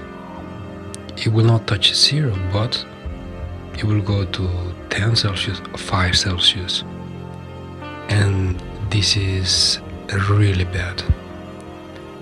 For people that don't grow food, or that they are not farmers, or they don't understand the cycles, usually to grow crops or to grow food, you need a stable weather, because plants, they all grow in different seasons, and they need a specific kind of weather which they are specifically made for. And if the weather it is either too hot or too cold when it is not supposed to be like this, then you start seeing in nature something like a short circuit. Like plants, they don't understand which season it is, and some plants will not grow if it is too cold or too cold. And some plants will not grow if it is too hot or too cold. For example, corn. You need 4 months of stable warm weather, something around minimum 15 Celsius up to 25 Celsius. The weather needs to be stable, because corn usually produces the fruit in later stages, like depending where you are. So it usually produces the fruit just before autumn, like 1 month before. So if you are in the middle of May and the temperature suddenly drops to 10 Celsius or 5 Celsius at night, this will cause corn to think that autumn is coming, and they need to to change their cycle. So either they try to produce fruit or they just start to die because the winter is coming. Also, corn will not tolerate cold weather. If at night the temperature suddenly drops to 5 Celsius, this will cause damage to your corn crop. So the temperature should always be not below 15 Celsius, or else the corn can get damaged or start to think that winter is coming. This is just one example, but in general, to grow food you need stable temperatures, like 3 months of this, 3 months of that, 3 months of something else, but stable temperatures of usually 3 months, 4 months. And then this is how the seasons work, this is how you grow food. But this year the temperatures, they're just erratic, too hot, too cold, or strange things happening, like one day you get rain, then the next day it's just hot and dry, or I don't know, somewhere you start snowing. I don't know. It is just too crazy. Is the environment collapsing? This is what a lot of people say. And we will not really know until we have crossed a line from which we cannot go back. Besides all the crazy things with the weather, how do you like your summer riots, people? Last week, I think, the Sri Lankan government completely collapsed, so there is no more Sri Lankan government. Then these political collapses, they are starting to spread to other countries, followed by social unrest. All of this caused by either inflation or a bad economy or lack of food, or the food prices being too high and people they cannot afford, and then you see riots everywhere. I mean, you look left, you look right, there is just the bad things happening. What I would suggest to you is to get your potatoes, start growing your potatoes, and get a homestead somewhere in the forest and grow potatoes all around the homestead. I believe this will save you during the zombie apocalypse which might be coming. Potatoes, they are our savior, our only savior. So yeah, this year has been absolutely crazy. And just wait, the year is not finished at all. We still have something like 5 months to go, I suppose. The very interesting part is going to be in winter, because the worldwide situation of energy crisis, particularly in Europe, where they cannot get enough gas or oil to fuel the European economy. And can you imagine if Europe, particularly Germany, they cannot get enough gas to power their industries, or even to power the homes of their people during winter? It's going to be very chaotic. So I think they will have 50% less of what they had last year. So what are they going to do? What are they supposed to do? Nobody knows. Today I was reading online that some people in Germany, they have decided to take less showers because the prices for water, electricity, gas on, they are too high for the average person to pay. According to me, they have doubled or tripled from the prices of last year. So some people have decided to stop taking showers. I guess we're just going back to the Middle Ages, yeah, where people used to shower once a month or once every 6 months, and that was considered the pinnacle of a healthy living, the pinnacle of personal hygiene. Take a shower or a bath once every 6 months, I will just be okay. No need for your gas, no need for your electricity, no need for your water. Anyways, it's going to be a very tough winter for a lot of countries. And probably the situation will keep getting worse and worse and worse. 2022, 23, 24, 25, each year getting worse. So what can you do in these circumstances?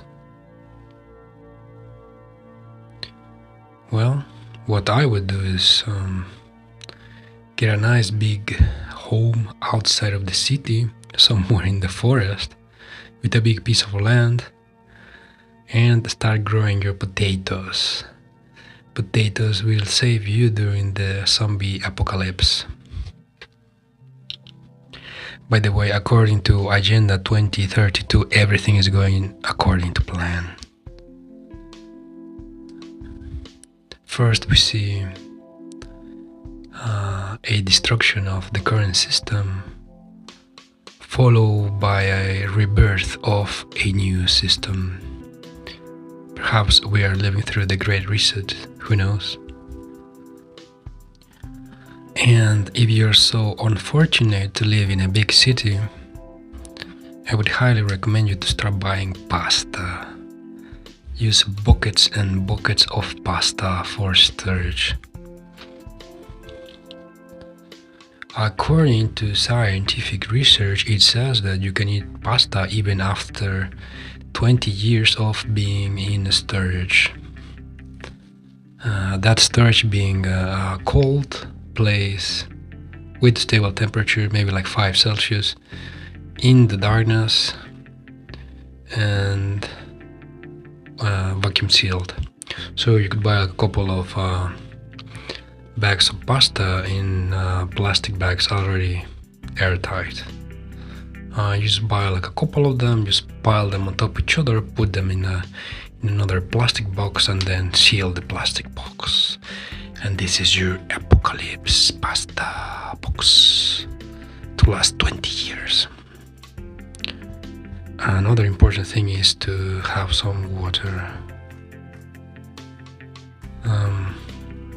If you're in a big city, you need water for sure, to drink and to use stuff. So if you're in the city, get your pasta, get your water, and some iodine pills. The 3 golden stars for your checklist. And so that is for today. I will see you soon with more exciting summer news and more about the apocalypse.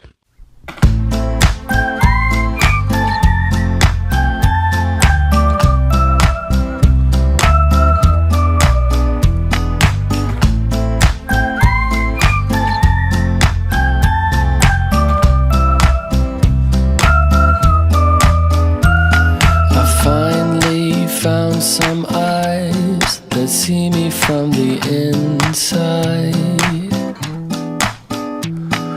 Nothing left to hide, not even from myself.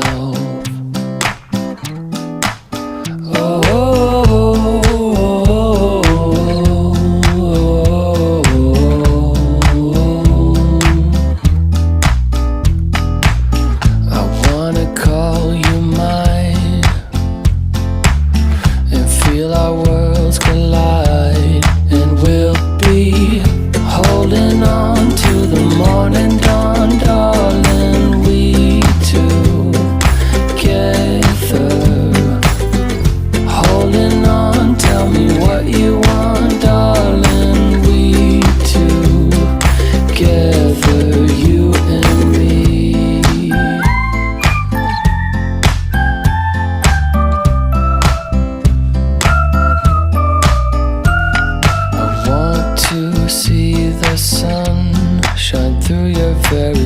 oh dear.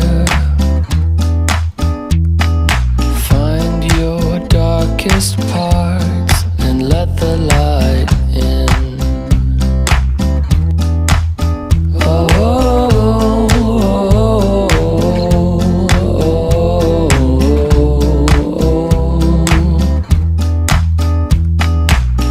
I wanna call you mine and kiss the night goodbye, and we'll be holding on to the morning dawn, darling. We together, holding on. Tell me what you want, darling. We together, you and me, holding on to the morning dawn, darling. We together, holding on. Tell me what you want, darling. We together, you and me.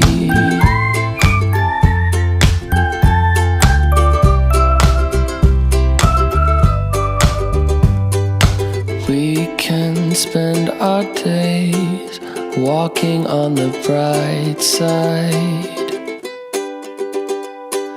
Never have to hide again. Together never has to end. And we'll be holding on to the morning dawn, darling. We together, holding on. Tell me what you want, darling. We will be together, you and me, holding on to the morning dawn, darling. We together, holding on. Tell me what you want, darling. We together, you and me.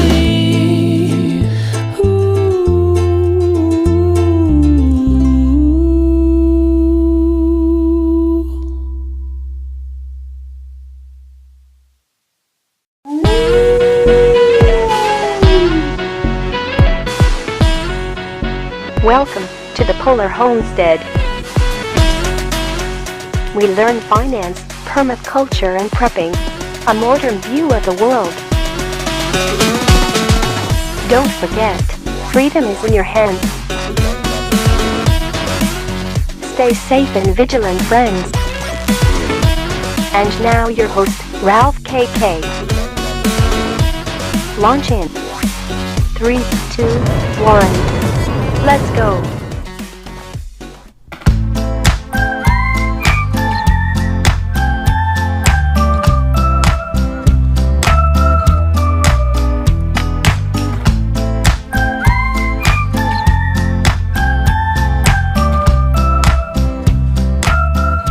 And welcome to the podcast.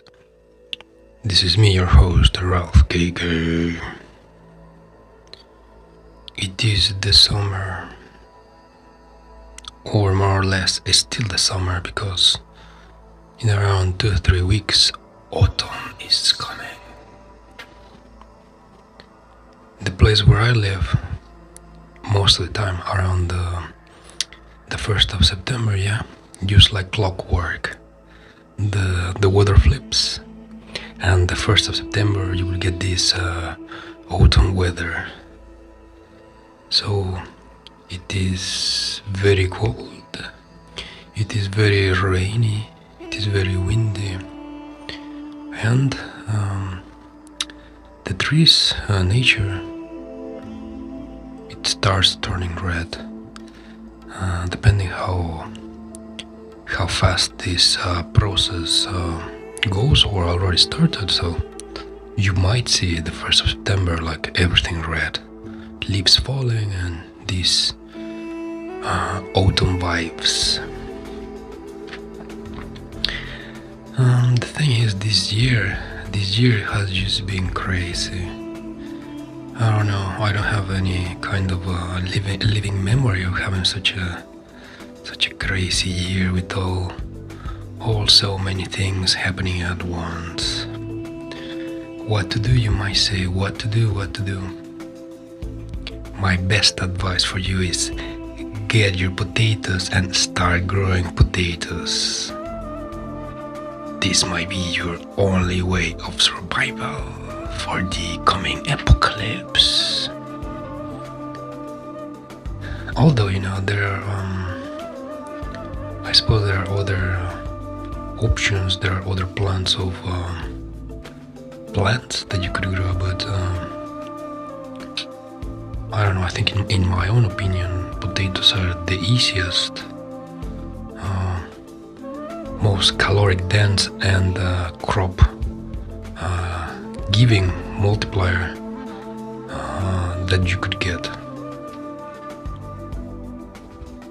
So grow your potatoes and get ready for the apocalypse.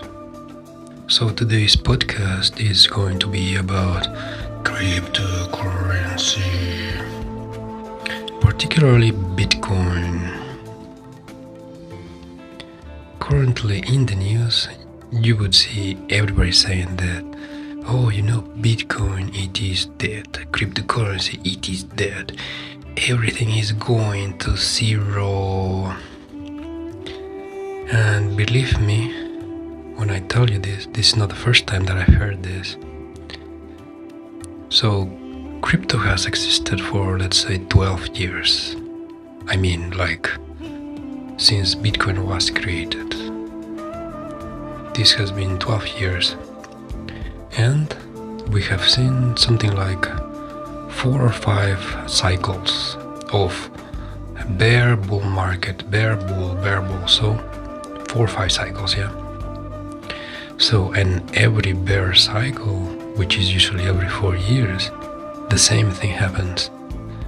Mainstream media, celebrities, influencers, everybody says Bitcoin is dead. Cryptocurrency is dead. It is going to zero. And it's kind of funny to watch it. I mean, me personally, to see these people, and every time, every cycle, you see new people who has not experienced this. So influencers, mainstream media, celebrities, people that you see in the news, new people, they come, they have never experienced this, and they always say the same thing. They say Bitcoin is dead, it's going to zero. It is very funny to watch because every time they say this, they are wrong. Why Bitcoin cannot die, or why cryptocurrency cannot die? Well, the explanation is rather complex, but in general, the main idea is that cryptocurrency, this is an idea, a technology, a concept that exists. It has existed for 12 years. This is in the mind of people, the concept is in the mind of people, and whatever happens, even if it goes to zero, cryptocurrency will not cease to exist. But it will never go to zero because there will always be people who find value in all these kind of different cryptocurrencies. And as long as there is people who find value, there will be cryptocurrencies with a price. So they will never go to zero. This is just not possible. So every time somebody says cryptocurrency is going to zero, they will disappear, whatever. They don't know what they are talking about. Then, secondly, when people say Bitcoin specifically is going to zero, they absolutely don't understand the concept or the idea of what Bitcoin is.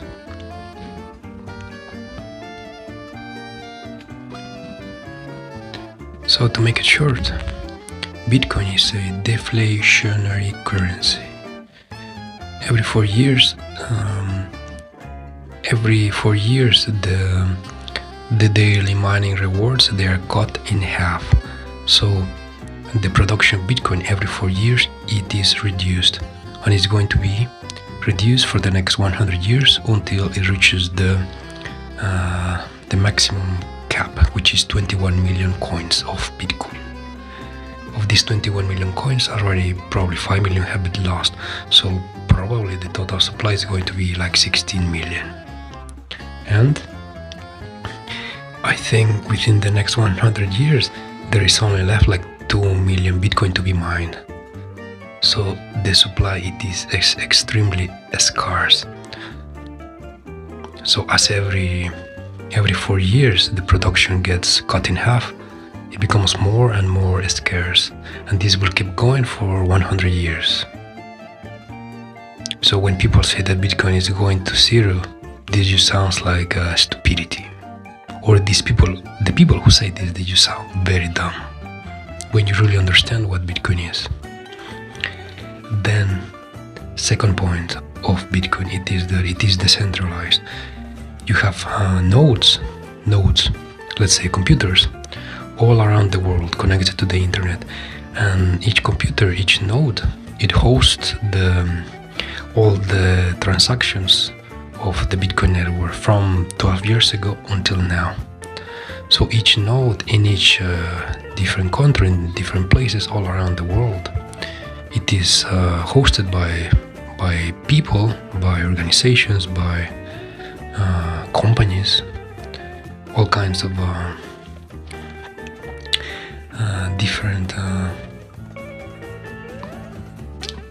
different hosts, let's call it like this, different hosts. The numbers, they are not exactly accurate, but there is hundreds of thousands of people hosting Bitcoin nodes. You don't need to be mining Bitcoin to be a host. To have a node, you don't need to mine Bitcoin. So you can host a node on a calculator, basically, on a Raspberry Pi. These very cheap mini computers, you buy them for like $50, $100, and you can host your Bitcoin node on a Raspberry Pi. You are just, if you host a node, you are checking the validity of the transactions and reassuring the consensus that this is right and that this is true. So this is how the network works. So the meaning of Bitcoin being decentralized, this means that there is not just one entity behind the network. There is hundreds of thousands of people, entities that have their nodes. Therefore, it is impossible to get rid of Bitcoin or to destroy it or to control it. It is just impossible. Therefore, you cannot kill Bitcoin and Bitcoin cannot go to zero. These are the two main points. And now check this out. We are at a critical point of the bear market. A lot of people think that the price will keep going down to $15,000, $10,000, $5,000 per coin. This is highly unlikely. And today I'm gonna tell you a little secret. There is a chart called the rainbow chart. The Bitcoin rainbow chart. This shows you the lowest point in time and price, and also highest point in time and price that Bitcoin is at during a specific time. So when in the rainbow chart, the price of Bitcoin, it is like it is called the rainbow chart because there is like different colors. Right now it is in the blue zone, and this is the lowest possible zone where it could be. This is all based obviously in mathematical calculations, AI and so on, yeah. So today we're at the lowest point in the blue zone that where it could get. So in theory, we could be, or we are at the bottom of the bear market. And so far, for approximately 10 years, maybe 10, maybe 8, when this chart was created, for this time it has always proven to be right. in the rainbow chart, when Bitcoin reaches the blue zone, this usually marks the bottom of a market. Also, during bull markets, when it goes high and it reaches almost the red zone, this like red purple, this also usually shows you the top of the Bitcoin market where it currently is at. So what does this mean? This could mean that if you buy Bitcoin today at the price that is at in the blue zone, which today is like $22,000, this could mean that you're buying at the real price or a undervalued price. So you could buy today and not be afraid that tomorrow will drop to 10,000 or 5,000 or whatever. Of course, this is never guaranteed, but it is highly likely.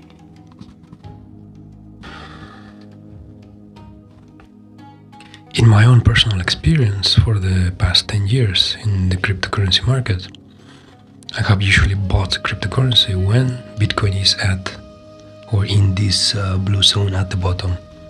It's almost like clockwork.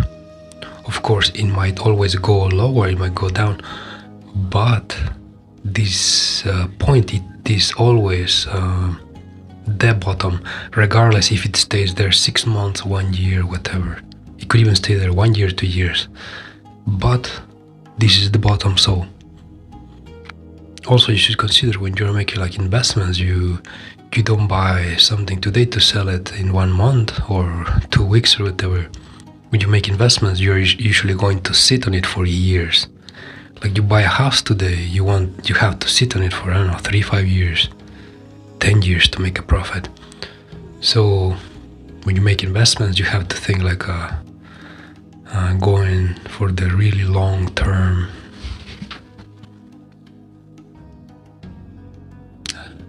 Today might just be the day where Bitcoin has bottom.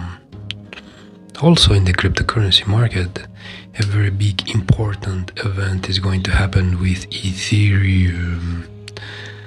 It is called the merge, when Ethereum is moving from proof of work to proof of stake. It is being scheduled for approximately like 1 month. So sometime in September, like from 1 month from now, like the 15th of September, something like this, the chain will transition to proof of stake. If you're not sure what proof of work or proof of stake is, I think you should Google it. You will get longer, better explanations. I could just tell you here in 1 minute, yeah? So, also when a chain is forked, something magical happens. When a chain transitions from the old chain to the new chain, there can be many different forks. So let's say you have 1 Ethereum in your wallet. Ethereum transitions to proof of stake. So one chain will be accepted as the true successor or the real Ethereum. And you will have your 1 Ethereum equals 1 Ethereum of the new chain. That is going to be Ethereum. But usually there are many forks. So there could be maybe 5 forks of other chains which claim to be the true Ethereum or whatever. So your 1 Ethereum of the real chain, you will also have your 1 Ethereum in the other chains that claim to be Ethereum. So this can be like some kind of a smart move or money-making move. If you have some Ethereum, then you go claim the other coins, the forked coins, and then you go either sell it or you keep it, or I don't know, but you will get the other 4 coins for free. The magical word, free. So even though we are in a bear market, the cryptocurrency market is very active and sparkly. What I mean is, regardless of the crash that has happened, because yeah, the value of these cryptocurrencies have lost at least, I don't know, 80% of their value, at least, something like this. even though this has happened, the people, the developers, the technologies, they just keep going forward, regardless of the price. All of these technologies, they keep going forward, and I might even say that today the development happening is maybe 100 times higher or better than what it was the last cycle in 2017. There are so many applications, products, dApps, all of these things being developed, and there is a huge amount of people involved and working in this, which makes me think that maybe the next cycle in 2024 or 2028, then maybe all of these technologies will finally be implemented all around us, as the so-called utopia of the cryptocurrency people say. And also, in another news, guess what? NFTs, they have not died, and NFTs, they are not going away, regardless of what people say or what people think, because there is so many people that hate on NFTs. It's just a ridiculous amount of people who hate NFTs, and it's just funny to watch or see like these people completely dedicate their whole time, their whole existence to bash or to talk bad about NFTs. It's just amazing. There is a lot of YouTubers which dedicate their whole channel to talk about how bad NFTs are. And before, let's say 1 year ago, 2 years ago, they were just doing their usual thing, be either journalism or video games or whatever. And now today they dedicate their whole life to talk bad about NFTs. Why? I don't know. I just don't understand these kind of people.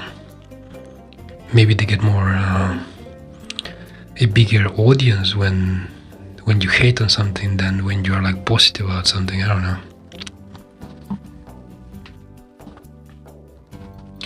Well, yes, there is a lot of you could say thievery and illegal things happening with NFTs, but as any new technology, as any new product, there will be a lot of experimentation, a lot of things where there is no definition in the law of what you should do or you should not do. Therefore, a lot of you could say illegal things happen, but sometimes not intentional. Sometimes just because there are no rules or restrictions or laws that specifically dictate that you can or you cannot do this. And sometimes this kind of illegal activities with new technologies, sometimes this kind of behavior is needed to push the establishment towards a more friendly or freer nature of copyright or use cases for content. Like last week, for example, there was like a huge scandal with the GameSpot marketplace for NFTs, where some guy, he was posting games made into NFTs, and the games that he was posting, they were not his own games. They were like open source, and he was just taking the code. He implemented them as games and he made them NFTs, and he was selling the NFTs. And then he said, oh no, this is open source, it has no copyright, I can do with this whatever I want. So he was making money from this. He made like $50,000, which is not a lot of money. It is not a lot of money in the NFT space, as when you sell something, this is like peanuts.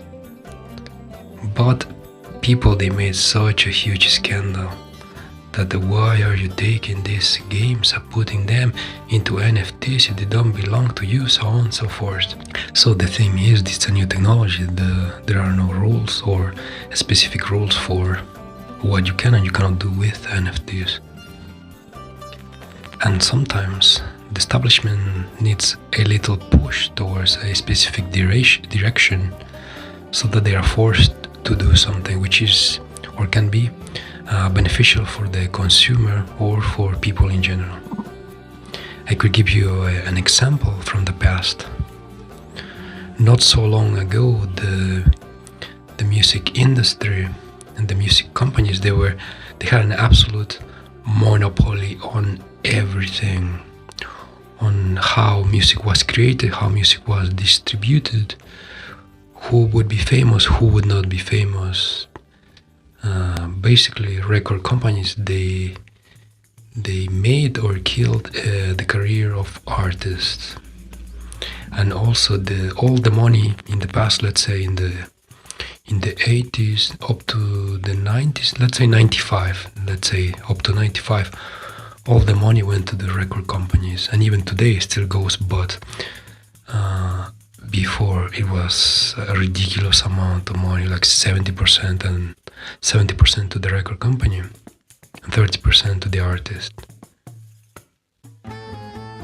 And what happened, you could say, or you could ask, what happened that made the market change? So before there was no internet. Before you had to go to the record shop and you had to buy a cassette, a CD, or some kind of media, and then you would be able to listen to your music, or films, or a specific content, specific media. You had to buy it, and this was only for your personal use. You could only listen to this, but you couldn't do anything else with this. Just listen to this, but don't do anything else with this. And the music industry, they have such a iron grip on the whole market. They wouldn't let anybody do anything without their permission. And then what happened? Some smart guy in the USA created this application called Napster. It was a revolution. You could copy your tracks from your CD, turn them into MP3s, and then distribute these MP3s for free across the internet through torrent, basically something similar to torrent technology. So you would open the application, you would select the track that you want to share, and this would be put into the internet, into the library of Napster of what was being shared, and then so you could search and download specific songs. This was revolutionary. This had never happened before, and so people, they were distributing all these songs for free, peer to peer. And when this happened, oh my gosh, the record industry was furious. And because there were no laws or definitions on how to handle this, it actually took them like a couple of years to finally take down Napster. I think it took them maybe 2-3 years to finally put down Napster and to completely close down the service and the software. But the idea of what Napster was, it was already the idea, the concept, it was in the mind of people. So as soon as Napster was taken down, like 100 copycats just came out with the same thing. Then so the torrent technology was created and distributed, and the concept was out there, the idea was out there, and you could not kill it. So all these applications started to come out and started to do the same thing. Share music, share media, share content. And this is how the record, the music industry, they lost their grip. They gripped the iron grip on everything. They were forced to come to terms with people to be less strict, and somehow they had to evolve. They started to accept the distribution of music online, but this took several years. This took something like 10-15 years. And it was, at the time, it was kind of funny because there were some artists which were very vocal about this, that they were against the distribution of their content because it belonged to them. And if you were downloading a song from Metallica, for example, you were contributing to the bankruptcy of Metallica and their record company. Even though they were making hundreds of millions of dollars, your one song, it was damaging them, which was kind of absurd, and it is absurd today. So Napster, this new technology, it forced everything to change. And for example, if Napster never came out, never was created, if torrent technology never came out, never was created, then history would have been different. And then all these companies, all these corporations, they would have never been forced to change. They would have kept with their bad policies, bad acting, and just keep on piling money and do nothing for the consumer. So this is my point, that with NFTs, there is a lot of bad behavior, there is a lot of illegal things happening, but it is a new technology, and sometimes you need this kind of behavior to force laws, to force legislation, to force change in people. This is how you do it. And a lot of people would not like it.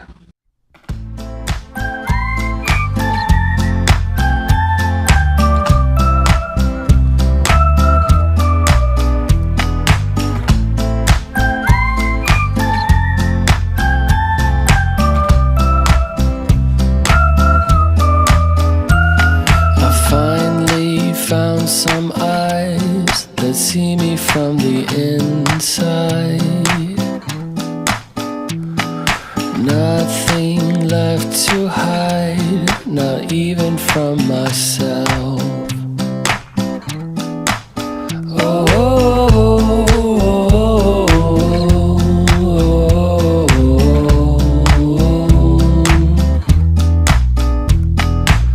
I wanna call you mine,